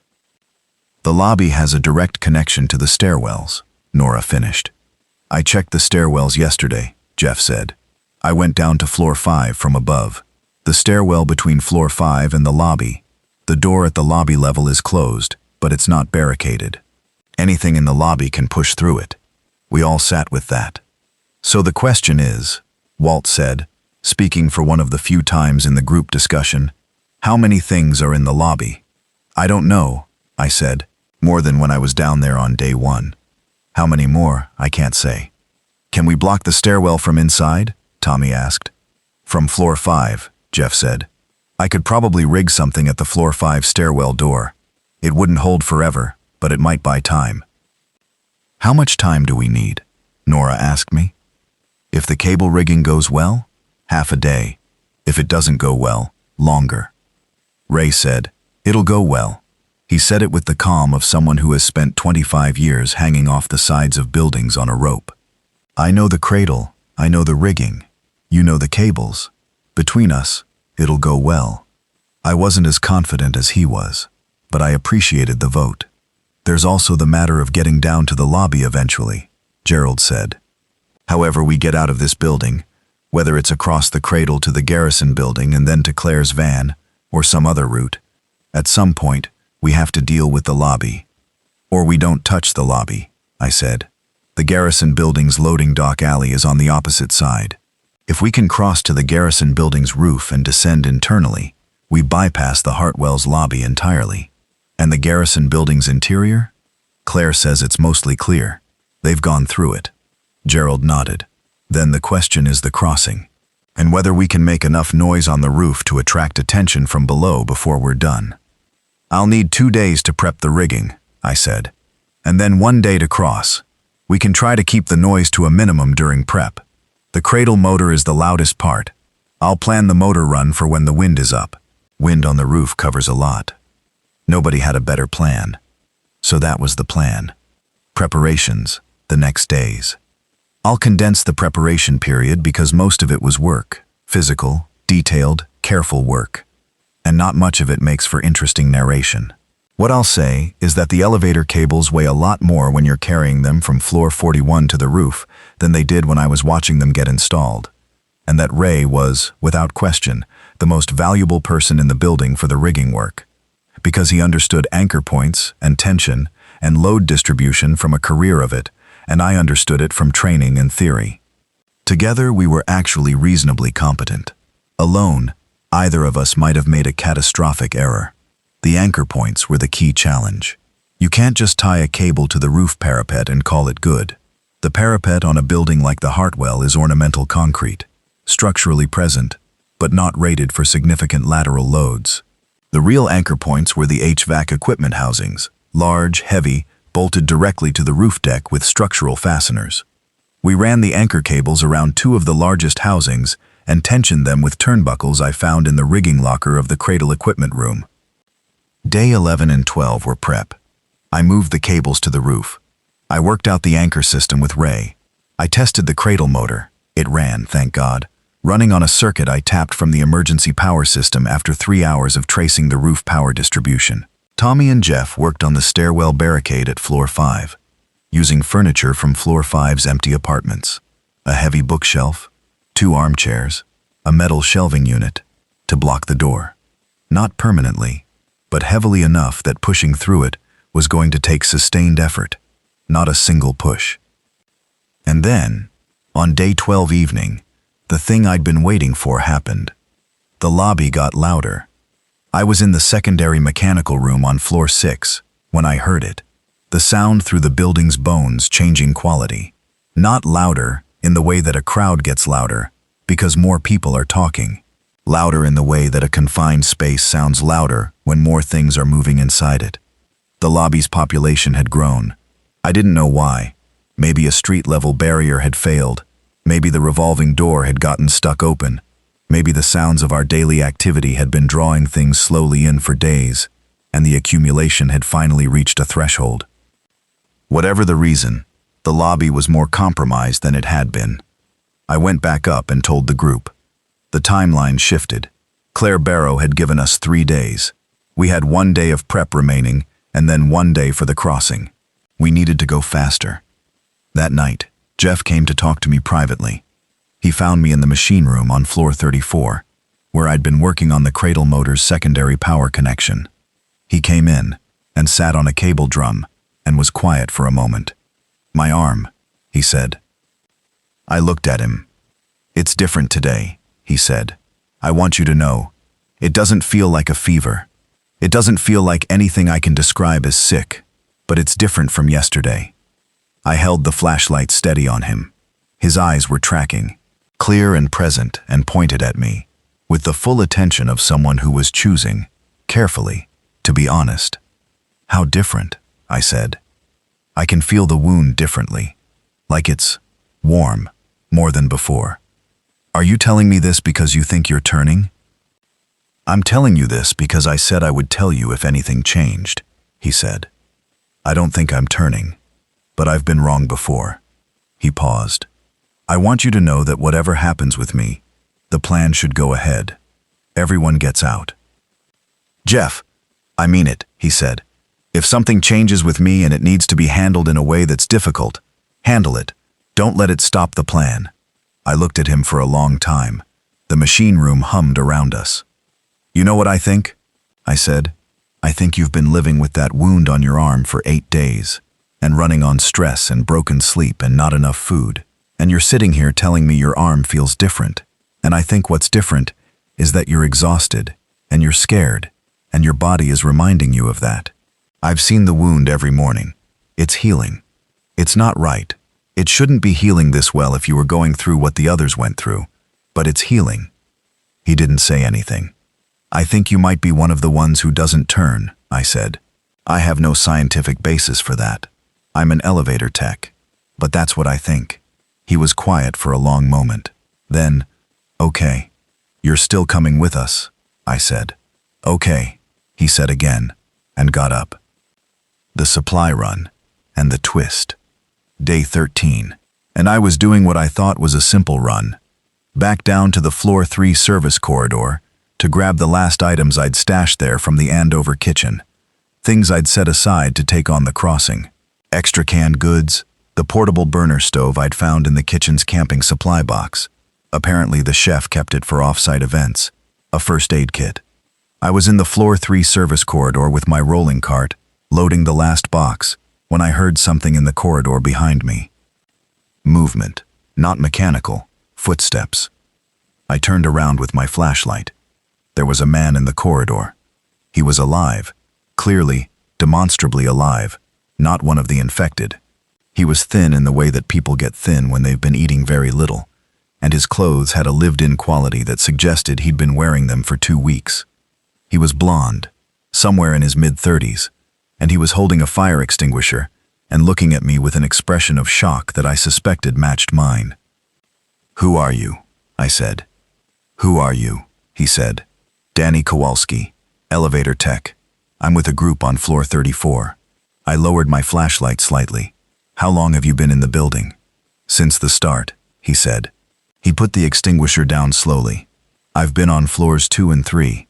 I found the service corridor on day 3. I've been living between here and the management office." He looked at the cart of food. "Is that? Where did you find that?" "Andover's dry storage," I said. "Floor 3. I've been here a week ago too. I didn't see you. I hide when I hear someone in the corridor," he said. I wasn't sure who was moving through here. I wasn't sure you were. I didn't know if you were okay." His name was Gavin Cole. He'd been a resident of the building, floor 2, one of the smaller apartments in the building's less expensive section. He'd made it to the service corridor on day 3, by the same method I'd used on day 1, the management corridor, the maintenance access. He'd been living on whatever he could scavenge from the management office's kitchen, a small break room, with a coffee maker and a mini fridge and a cabinet of snacks. And on one occasion, he said, he'd made it into the Andover dry storage from the floor 3 kitchen, but he'd heard someone in the service corridor on his second trip and panicked and gone back to the management office and not returned since. "That was probably me," I said. "Yeah," he said, "probably." Gavin Cole was not what you'd describe as a gregarious person. He spoke in short sentences and had a way of watching you rather than looking at you that I found slightly unsettling and then realized was just the adaptive behavior of someone who'd spent 2 weeks making decisions about whether each new thing in his environment was a threat. He was quiet and thin, and he needed to eat a proper meal, and I brought him up. 10 people now. 10 survivors in the Hartwell Tower on day 13, with a plan that needed to execute in 2 days. The weird thing Gavin knew. Here's the twist, and I mean it as a real twist, the kind that doesn't make sense, and then makes too much sense. That night, sitting in the Hartley apartment, Gavin ate a real meal for the first time in a while, and then he said, quietly, "Does anyone know what floor 23 used to be?" Everyone looked at him. "What do you mean used to be?" I said. "It was different," he said. "A year ago, maybe 18 months, the whole floor it was leased, not to residents, to a company. I moved in about 2 years ago, and for the first 6 months, floor 23 wasn't residential. There was security on the stairwell access. I only know because I accidentally tried to get off on 23 once, and the elevator opened, and there was a guy in a black jacket standing there, who didn't say anything, but looked at me until the doors closed." "What company?" Nora asked.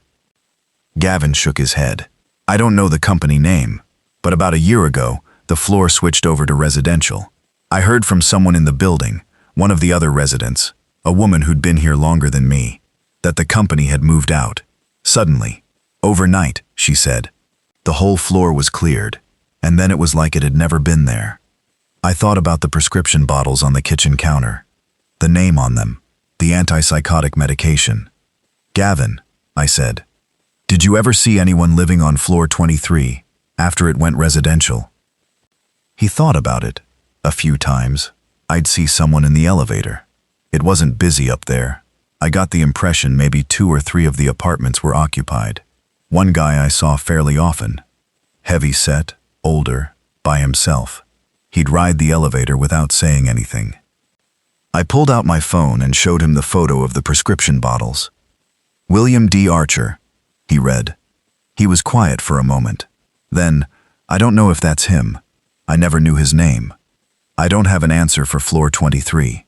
I've written down everything I know about it and everything Gavin told me, and I still don't have an answer. My best theory, and it's thin, is that the company that leased that floor was doing something that left a residue in that space. Some quality of environment that filtered into the people who lived there later. What that something was, I don't know. What the residue might mean, I don't know. William Archer's medication was an antipsychotic, and he lived alone on a floor that was completely empty when the outbreak started, without any of the signs of disturbance that every other floor showed. Maybe they all evacuated early and cleanly. Maybe they had information other residents didn't have. Maybe something else happened that I can't account for. I think about floor 23 sometimes, in the mornings, when the building is quiet. I think about the coffee with the skin on it, the open newspaper, the reading glasses. I write it down and move on. Day 14, the lobby problem. Day 14, and the plan was moving. Ray and I had the cables tensioned. Not perfectly, but adequately.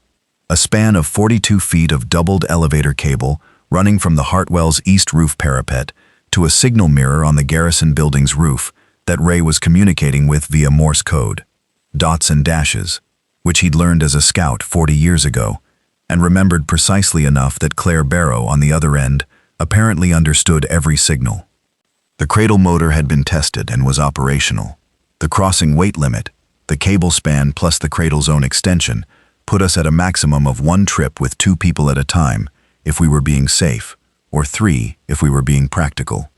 With 10 people crossing, that was 4 to 5 trips.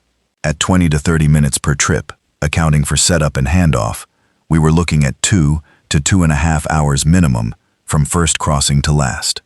2.5 hours of cradle motor running. Jeff's stairwell barricade on floor 5 was good, but not permanent. The question was whether 2.5 hours of motor noise would draw enough attention from below to overcome the barricade. It might, Jeff said, but there's a thing about the stairwell you should know. He showed me on the building schematic. The stairwell between the lobby and floor 2 has a magnetic lock on the lobby level door. It's connected to the fire alarm system.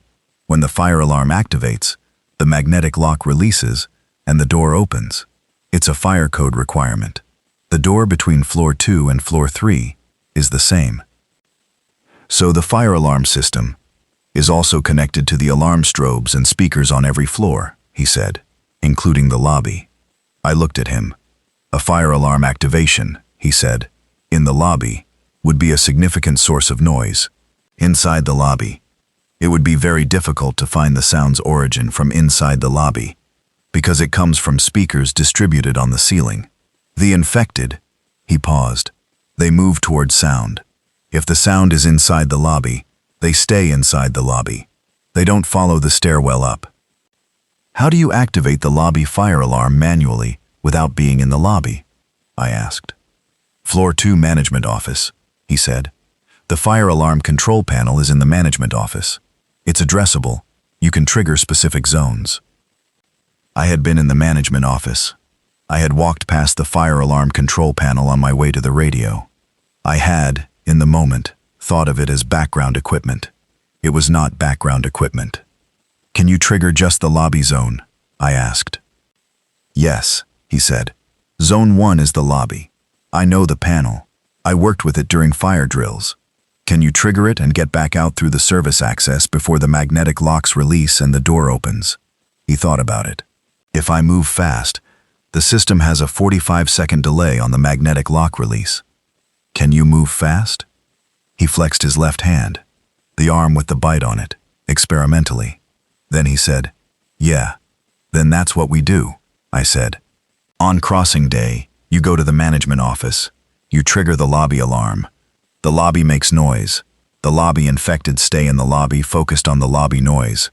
We run the cradle motor. We cross, and then we go. And I wait for everyone to cross, and then I go last? He said. Yes, I said. You go last. He looked at me. I'll be fine with it, he said. I just want to make sure we're both clear on what I'm agreeing to. I'm clear, I said. You're clear? Clear, he said. Crossing day. Day 15. The morning was cold and gray, and the wind off the lake was doing that Chicago thing, where it doesn't blow hard. It just applies continuous, remorseless pressure. Ray said the wind was an asset. It would carry the motor noise horizontally, rather than dropping it vertically toward the street. I took his word for it. We'd been communicating with Claire Barrow every morning on the radio. She had her van prepped. The loading dock was clear. She had a route mapped to the hospital, a university medical center about 4 miles north, which she said had been reporting on emergency radio as having a secured perimeter in its last broadcast, which was 9 days ago. 9 days was a long time for a secured perimeter. We all knew that. We didn't say it. The crossing order was worked out carefully.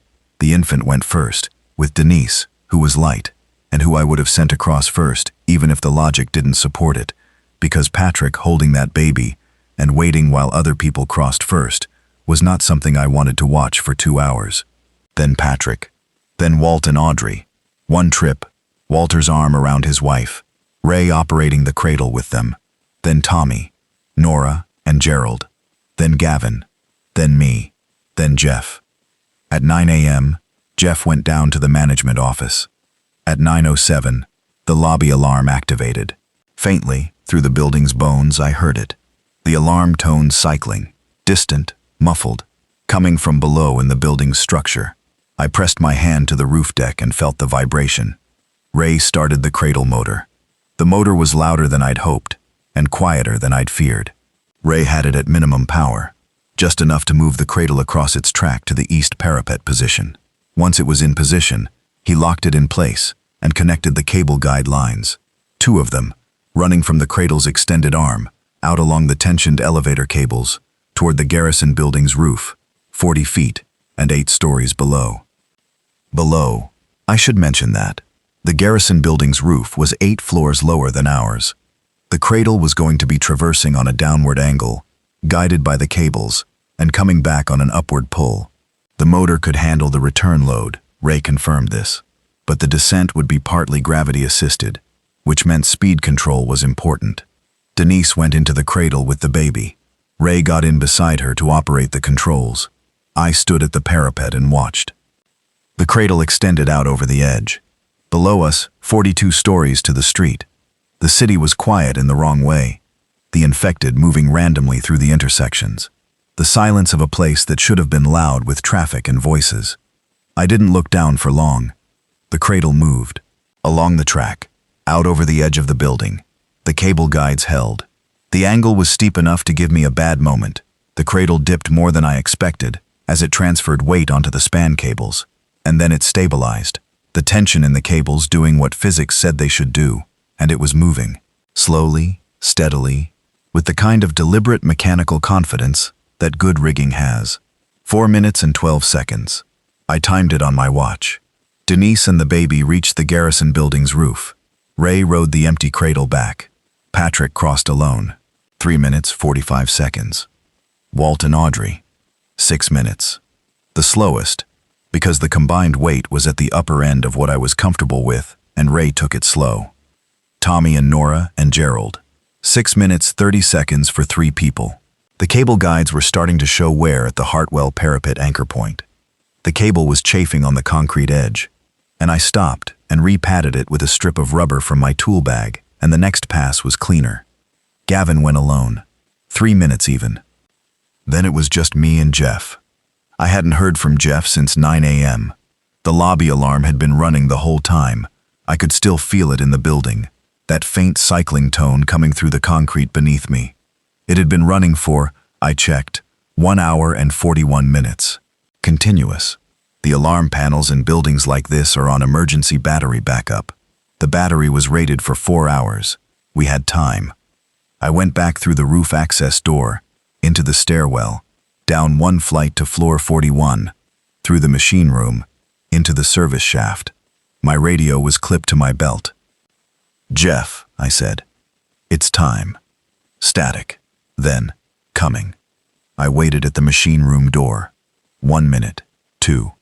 He came up through the service shaft, through the floor 41 access, into the machine room. He looked tired, not sick, not wrong. Just the face of someone who'd been running on adrenaline for 2 weeks and had spent the last 2 hours in a fire alarm corridor and was done with all of it. "Alarm's still running," he said. "I know." "There was a moment," he said, coming back up through floor 2. The service access, something was in the management corridor, between me and the shaft. I waited for it to move, and then I went around it. He paused. It didn't see me. "Okay," I said. "You're okay?" "Yeah," he said. We went up to the roof together. The cradle was waiting. I operated the controls. Ray had shown me the procedure, and I'd memorized it. And we got in. The crossing was strange. 40 feet of open air, 8 stories of downward angle, and below us, the city that used to be a city and was now something else. I could see the street clearly from the cradle, more clearly than I wanted to. The lobby alarm was still running, and through the cradle's small vibration, I could feel it distantly. The building I was leaving still making noise, still doing its job, keeping its infected occupied and pointed inward. Jeff said something as we were crossing. The wind took part of it. What I caught was, "I can feel it differently again today." I looked at him. He was watching the garrison building's roof coming closer. "Differently how?" I said. "Better, I think," he said. "Not worse. Better." He looked at me. "I think you were right. I'm usually right about things that are happening in buildings," I said. He almost smiled. Almost. We hit the garrison building's roof with a small jolt. The cable guides had stretched slightly over the morning's crossings, and the final few feet were rougher than the earlier trips. But we landed.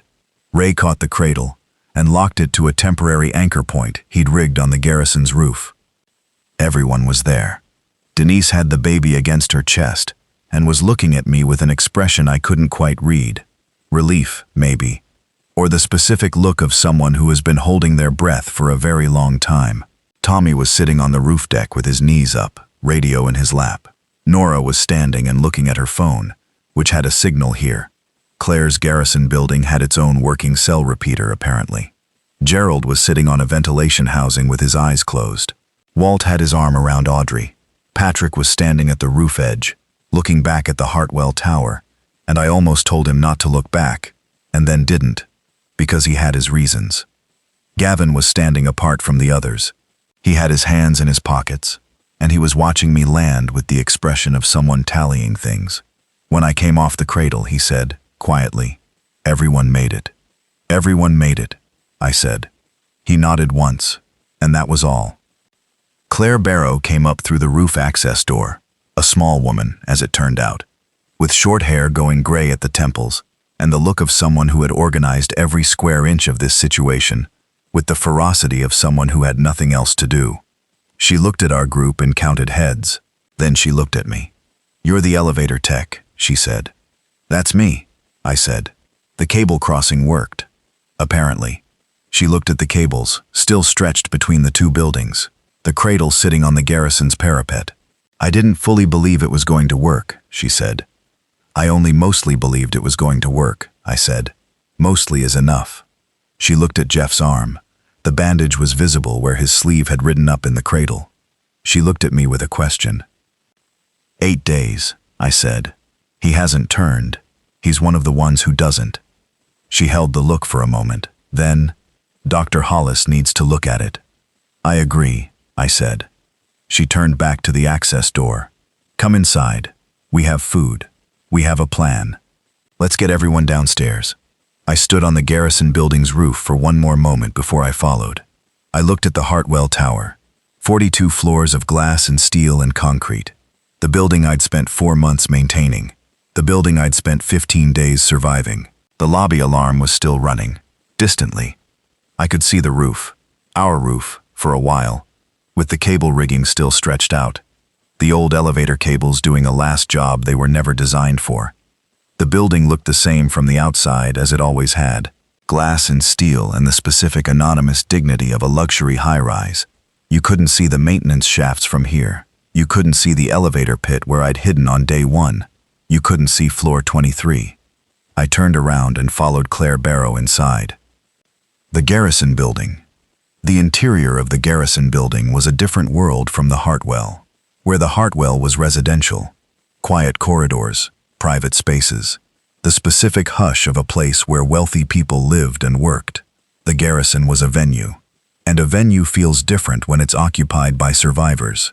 The upper floors had been converted into sleeping areas, tables pushed against walls, bedding on the floor in clusters, the general organized chaos of a space being used by people who are trying to make do. The commercial kitchen was on the floor below the ballroom, and it smelled like actual cooked food, which hit me somewhere behind the sternum after 15 days of cold canned goods. Claire's 21 survivors were a mixed group. There were the venue staff, 3 people who'd been setting up for a conference event. There were the conference attendees themselves, about a dozen people in various states of professional attire that had been lived in too long. There was Dr. Hollis, the cardiologist, a lean man in his 60s with the deliberate movements of someone who conserves energy. There was a pair of siblings, teenagers, 16 and 14, who had apparently been visiting the venue with their mother. And the mother, Claire mentioned this very briefly, and didn't expand on it, and I didn't ask. And there was a man named Roger, who I want to mention separately, because he's the reason the next part of this story is complicated. Outwardly, Roger was fine. Early 50s, professorial looking, the kind of man who under normal circumstances would be very easy to overlook. He'd been at the conference. He was polite, helpful, had been one of the people assisting with food distribution and general organization. Claire clearly trusted him. Within 2 hours of our group arriving and integrating with the garrison survivors, Roger had made a point of talking to every single person in our group individually. Not obviously. Not in a way that seemed like anything other than friendly orientation, getting to know new arrivals. But he talked to all of us. And in each conversation, I gathered later from comparing notes with Nora, he asked the same question in a different form. What's the elevator tech's plan? Not Claire's plan. Not a shared plan. My plan. As though my knowledge of the building system, of elevator mechanics, of maintenance shafts, of the specific infrastructure of the Hartwell Tower, was a resource that someone might want to acquire separately from the rest of us. I noticed this on day 16, our first full day in the garrison. I was sitting with Claire going over the vehicle route to the hospital when Nora found a moment to get next to me and said, under her breath, "That man Roger has been asking everyone specific questions about what you know." "I know," I said. "Do you know why?" "Not yet," I said. "Should we be worried?" I thought about it. "Probably a little," I said. "Roger." Here's what I put together about Roger over the course of day 16 and day 17, partly from paying attention and partly from a conversation I had with Claire in the evening of day 16 that got specific.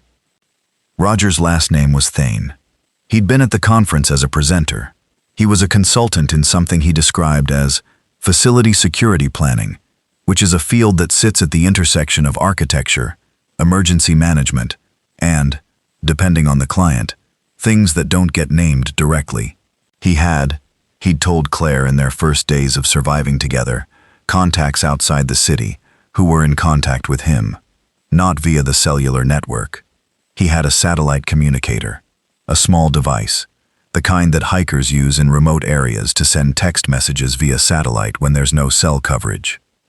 He had been communicating with someone outside the city for 15 days, and he hadn't mentioned this to Claire until day 12, when she'd caught him using it. What did those messages contain? Claire didn't fully know. What she knew was that his contacts were interested in survivors with specific skills, technical skills, the kind of technical knowledge that would be valuable in an effort to secure and operate critical infrastructure. He told me he's been giving them an inventory, Claire said, of what skills we have in the group, who can do what. "And then we arrived," I said. "And then you arrived," she said. "With an elevator technician who knows how to operate high-rise mechanical systems, restore backup power, manage water supply, navigate building infrastructure." She paused. "That's not a common skill set." "What does his contact group want with a common skill set?" She was quiet for a moment. "I think there are people, organized people, with resources, not survivors but organized groups with an agenda, who are trying to identify which buildings can be secured and made operational as permanent bases. Not survival shelters, permanent positions, command centers, resource hubs, that kind of thing. And to do that, they need people who know how to keep a building running." I sat with this. Are they offering something in exchange? For the people they recruit? Safety, Claire said. Resources. Medicine. She looked at me. They offered Hollis a full medical facility if he'd come with their team. He said no. He said he'd rather take his chances with people he can see. Smart man, I said. Roger he's been trying to convince me to accept their offer, for the whole group. There's a building they've secured, outside the city, a larger facility. He says it's properly defended. He says the medical care is real. She paused. I've been saying I needed to think about it. And now? Now I'm telling you, she said. Because you just arrived with 10 more people, and one of them has medical needs, and I think you deserve to know what the situation is before we get in that van tomorrow. I thought about it. I thought about what I knew about groups of people who organized with agendas in collapsed situations. I thought about what Nora would say if I brought this to her, which I knew was going to be a direct and probably correct analysis. Thank you for telling me, I said to Claire. What do you want to do? She asked. I want to get in the van tomorrow and get to the hospital, I said. I want to get Hollis's patients the care they need. I want to get everyone somewhere safe. And I want to make sure that Roger Thane doesn't get to hand anyone over to his contacts without that person's full understanding of what they're agreeing to. And if someone in the group wants to go with his people, then that's their choice, I said, made with full information. She nodded. Okay, she said. The van. Day 17. The van was in the loading dock exactly where Claire had said, a cargo van, white, with a delivery company logo on the side, the back of it half full of packaged goods from its interrupted delivery. Someone, presumably Claire, had moved some of the delivery boxes to make room for people. The driver, a young man named Kevin, who had been with the garrison survivors since day one, confirmed the van was fueled and operational, and he was visibly relieved to have a purpose again. The route Claire had planned ran north through the alley behind the garrison building, then through a series of secondary streets that her observation from the venue's upper windows had suggested were relatively clear. The hospital was 4 miles north. She estimated 30 minutes, optimistically, maybe 45. 30 people, 1 van. First trip, the most medically urgent. The 2 patients Hollis was concerned about, the 14-year-old and an elderly woman with a cardiac condition. Hollis himself, the baby, and Denise, and a few others, 9 people total. Second trip, everyone else. The problem was the 30-minute return between trips. 30 minutes of the van being gone, and the surviving 21 people in the garrison building waiting. Claire had considered this. The dock was defensible. The door was heavy. The alley behind it was narrow. The entrance to the alley could be blocked with a delivery cart. The problem was Roger. On the morning of day 17, as we were loading the van, Roger came to me. Not to Claire, to me. He stood at a reasonable distance and said, in a low, calm voice, I want you to know that what I've been doing, the communication with outside groups, I've been doing it because I thought it was the best option available to us. I still think so. I know, I said. My contacts they're not malicious people. They're organized. They have resources. I'm sure they do, I said. Who are they? He paused. Former government contractors, he said. Infrastructure specialists. Some military background. And their interest in people like me is exactly what Claire told you, he said. Operational knowledge of specific building types. Your knowledge of the Hartwell Tower. The systems there. The infrastructure. That's the kind of thing they need. The Hartwell Tower is 15 blocks away and full of infected, I said. Its infrastructure value right now is approximately 0. Not just the Hartwell, he said. Your general knowledge, your experience, the way you improvised the cable crossing, that kind of thinking. He paused. I'm not trying to coerce anyone. I'm telling you there's an option, if you wanted to hear more. I'll hear more, I said. When we're not standing next to a van I need to load, and when the people who'd be affected by the offer have heard it too. He considered this. Fair, he said. He stepped back and helped with the loading, which surprised me slightly. Kevin drove the first group out at 9 in the morning. The dock closed behind him. We waited.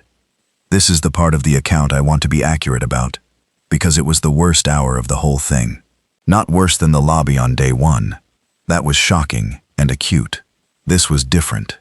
This was sitting in a loading dock in a building in a ruined city, waiting for a van to come back, knowing that the van might hit something, the route might be blocked, the hospital might not be what Claire's days-old radio information suggested it was. Knowing that we were 21 people waiting in a dock and we were not going to do anything useful while we waited because there was nothing useful to do. Jeff sat with his back against the dock wall and his left arm resting in his lap and his eyes closed. Not sleeping. He wasn't sleeping. I could tell by the way his breathing didn't fully settle. Just closed. Nora paced, which was her way. Gerald sat on a delivery box and read a piece of paper he'd brought from somewhere. I could see it was handwritten, dense lines, and I didn't ask. Tommy was watching the dock door. The van came back in 41 minutes. Kevin came through the dock door looking like someone who had driven through something and come out the other side. Pale, hands tight on the wheel, but functional. The route had been mostly clear, he said. One blocked intersection he'd had to reverse out of. The hospital was operational. Reduced capacity, military presence at the perimeter, but it was running, and it had accepted the group. They're asking for more, Kevin said. They're taking survivors. They said send everyone you have. We loaded the second group. The final crossing. 30 minutes later, the second group. I let everyone else go first. Gavin, Tommy, Nora, Walter, and Audrey. Patrick, the garrison staff. Roger Thane got in the van without incident. Without any further conversation with me. Whatever he'd decided about me, it was apparently a closed question for now. Jeff got in last. He climbed into the back and found a place and sat. He looked at me through the open van doors. "You're not getting in," he said. It wasn't a question. "I'll get in," I said. "I just need a minute." He looked at me with the patient expression of someone who has decided to wait this out. I stood in the loading dock and looked around. The dock smelled like diesel and cardboard, and something cold coming in from the alley. The walls were bare concrete. Above me, 22 floors of a building that had kept 31 people alive for 2 weeks, through nothing more than its own excess, and the fact that someone in it knew how to run an event. I thought about the Hartwell Tower, about the basement mechanical room and the generator ticking down its fuel, about the floor 6 secondary mechanical room, where Tommy had been sitting with a fire extinguisher, about the maintenance riser and the smell of it, grease and dust, and the specific cold of a vertical shaft, about floor 23 and the coffee with the skin on it, about the elevator pit, about the hatch closing over my head on day 1, and the dark and the sounds above, and the specific feeling of being the most hidden person in a building that was falling apart.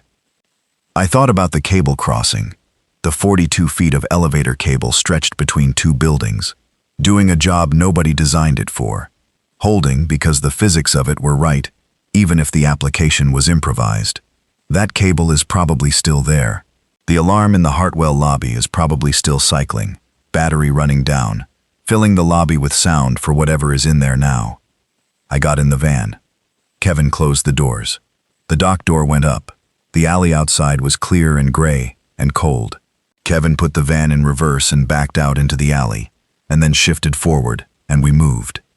Through the van's rear window, I could see the alley receding, and then the back of the garrison building, and then the alley turning, and nothing of it anymore. On my left, through the gap where the van door didn't seal properly, I could hear the city. Not quiet exactly, but a specific quality of sound that I'd learned to read over 17 days. Movement that wasn't cars. The occasional distant sound that wasn't wind. The city, doing what the city was doing now. We drove north. Kevin drove at the specific pace of someone who has driven this route once already today, and knows where the problem intersection is, and knows how to go around it. Nobody in the back of the van said much. Jeff had his eyes open now. He was looking at the van's ceiling. I looked at my watch. The alarm battery in the Hartwell Tower should have been depleted hours ago. The lobby was probably quiet again. Whatever was in the lobby was probably quiet again too. Waiting, or not waiting, just existing in the space, no more directed than water. The hospital, when we got to it, was the hospital. Lights on. A concrete barrier at the entrance, with 2 military vehicles parked at angles, and a group of people behind it, who looked at our van with the expressions of people who have been doing this for a while. One of them walked to the van, looked at all of us, and said, "Park over there. Medical check before you go inside. Standard procedure." "Understood," Kevin said. We parked. I got out of the van. The air outside was cold and smelled like November in Chicago. Car exhaust residue that hadn't cleared yet from when there were still cars. And underneath it, the lake, which never really goes away, which is in the air of this city the way oxygen is in everything else. Jeff got out beside me. He stood up straight and looked around. His left arm hung at his side, and after a moment he raised it and looked at the bandage and then put it down again. "Dr. Hollis can look at it properly here," I said. "Yeah," he said. We walked toward the medical checkpoint. Someone in a uniform was checking the people ahead of us in line. The lights of the hospital were on above us, yellow and steady. The specific color of fluorescent lights that have been running continuously, indifferent and operational. Tommy fell into step beside me. He had his building staff radio clipped to his belt still. He'd carried it all the way from the garrison building. He looked at it, and then at me, and said, "I keep forgetting it's just static now." "Keep it," I said. "Why?" "Because you carried it this far," I said. "You carried it for a reason even when it stopped working. That's worth something." He looked at me like I'd said something either profound or slightly foolish, and I honestly don't know which it was. And then we were at the checkpoint, and a woman in a uniform was asking our names and where we'd come from, and whether anyone in our group had been bitten. Jeff said yes. She wrote something on a form. She said, "Dr. Hollis is already here. He'll do the assessment. Follow me." She walked him away. He went without looking back, which I think was the right choice. I watched him go. Nora came to stand next to me. She'd been moving through the process with the efficient speed of someone who identifies the correct action and takes it. She had, I noticed, already found someone to talk to about the hospital's operational status. She was holding a printed sheet of something. "What's that?" I said. "Intake protocol," she said. "They're organized. This place is working." She looked at it. "They have a skills registry. They want to know what everyone can do." I thought about Roger Thiene's satellite communicator, about the contacts outside the city who were interested in people with technical skills. "Does it say who's running this place?" I asked. "Hospital administration and a National Guard unit," she said. She showed me the letterhead. National Guard, Illinois, and the hospital's own logo. Standard. Legitimate, as far as I could tell. "Okay," I said. "What?" "Nothing. I was just thinking." She gave me the look she'd been giving me throughout. The look of someone who thinks faster than most people and knows it, and isn't particularly gentle about using it. "You're worried about who's really in charge," she said. "A little," I said. "So am I," she said. "But right now they have food and medicine and lights. And I have enough energy left to assess the situation properly once I've eaten something that wasn't rationed." "That's fair," I said. She walked toward the intake area. I watched her go. The sky above the hospital was the specific gray of a November morning in Chicago. Low clouds, no sun, the color of something that has been going on for a while and shows no sign of stopping. A generator somewhere in the building's structure was humming. Lights through the windows. People moving inside. I stood in the parking lot for a moment longer. My tool bag was still over my shoulder. I'd carried it from the basement of the Hartwell Tower through the maintenance shafts, and up to the roof, and across the cable span, and through the garrison building, and into the van, and out here. The bag had a duct tape patch on the left strap that I'd put there 3 months ago when the original stitching frayed.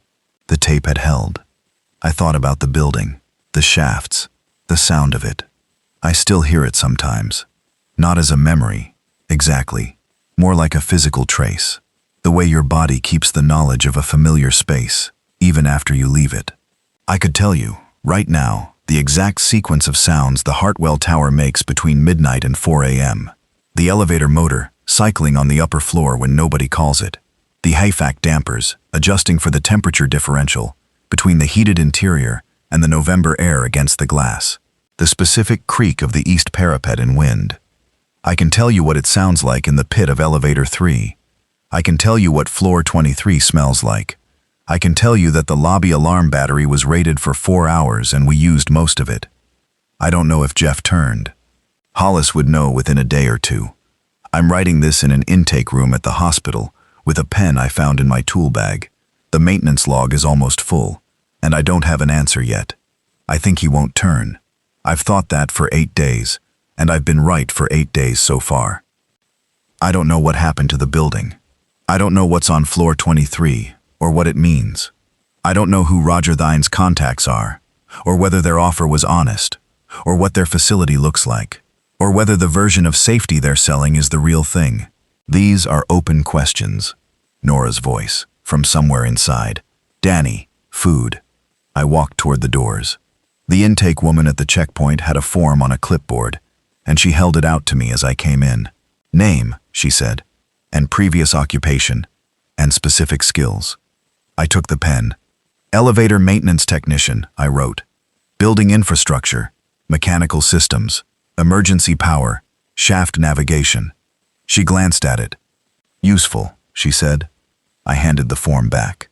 Through the intake doors, the hospital hallway extended ahead. Fluorescent lights, the squeak of shoes on linoleum, the sounds of an organized place, doing organized work. At the far end of the corridor, the rest of the group, some of them already seated, being looked at by nurses, some of them standing and talking. Gavin in a corner by himself, as was apparently his natural mode.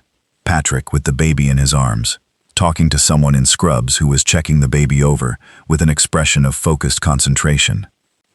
Walt and Audrey Purcell were sitting together on a bench against the wall. Audrey's hand was in Walt's hand. Neither of them was saying anything. They were just sitting. The way people sit when the thing they've been waiting for is finally over, and they're in the specific silence of the afterward. I found a chair and sat down. I put the tool bag on the floor at my feet. The bag was heavy, not from the tools, which were the same tools I'd had since Tuesday morning, the crescent wrenches and screwdrivers and pliers, and the LED flashlight, but from the floor plans I'd taken from the Hartwell management office, the maintenance log with 17 days of notes, and a few other things I'd picked up along the way and not put down. A nurse came by and offered coffee. I took it. It was from an industrial coffee maker, and it tasted like hot water that had been in the same room as a coffee bean once, and it was the best thing I'd tasted in 17 days. Through the window at the end of the hall, the parking lot was visible. The military vehicles at the perimeter. Beyond them, the street. Beyond the street, the city. Going quiet in its particular new way. The flags cycling on stop traffic lights. The bakery window somewhere that might still have its light on. I drank the coffee. Somewhere down the hallway, a door opened and Hollis's voice came through it, talking to someone in the measured cadence of a doctor delivering information. I couldn't hear the words. I didn't move to hear them. The maintenance log was open on my knee. The last page had one line written on it. Technician, D. Kowalski. Building, Hartwell Tower. Issue, multiple. Status, referred to future assessment. I thought about writing something else below it. Something meaningful. The kind of thing you write when you've come through something and you know it. I sat there and tried to think of what that would be. I couldn't think of anything, so I left it. Outside, through the window, the November sky was exactly the same as it had been, low and gray, and going nowhere in particular. Somewhere in the parking lot, a piece of something. A paper cup, a receipt, some piece of ordinary before-world refuse, caught the wind and skittered across the asphalt and disappeared under a truck.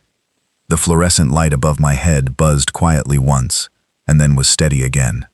I closed the log.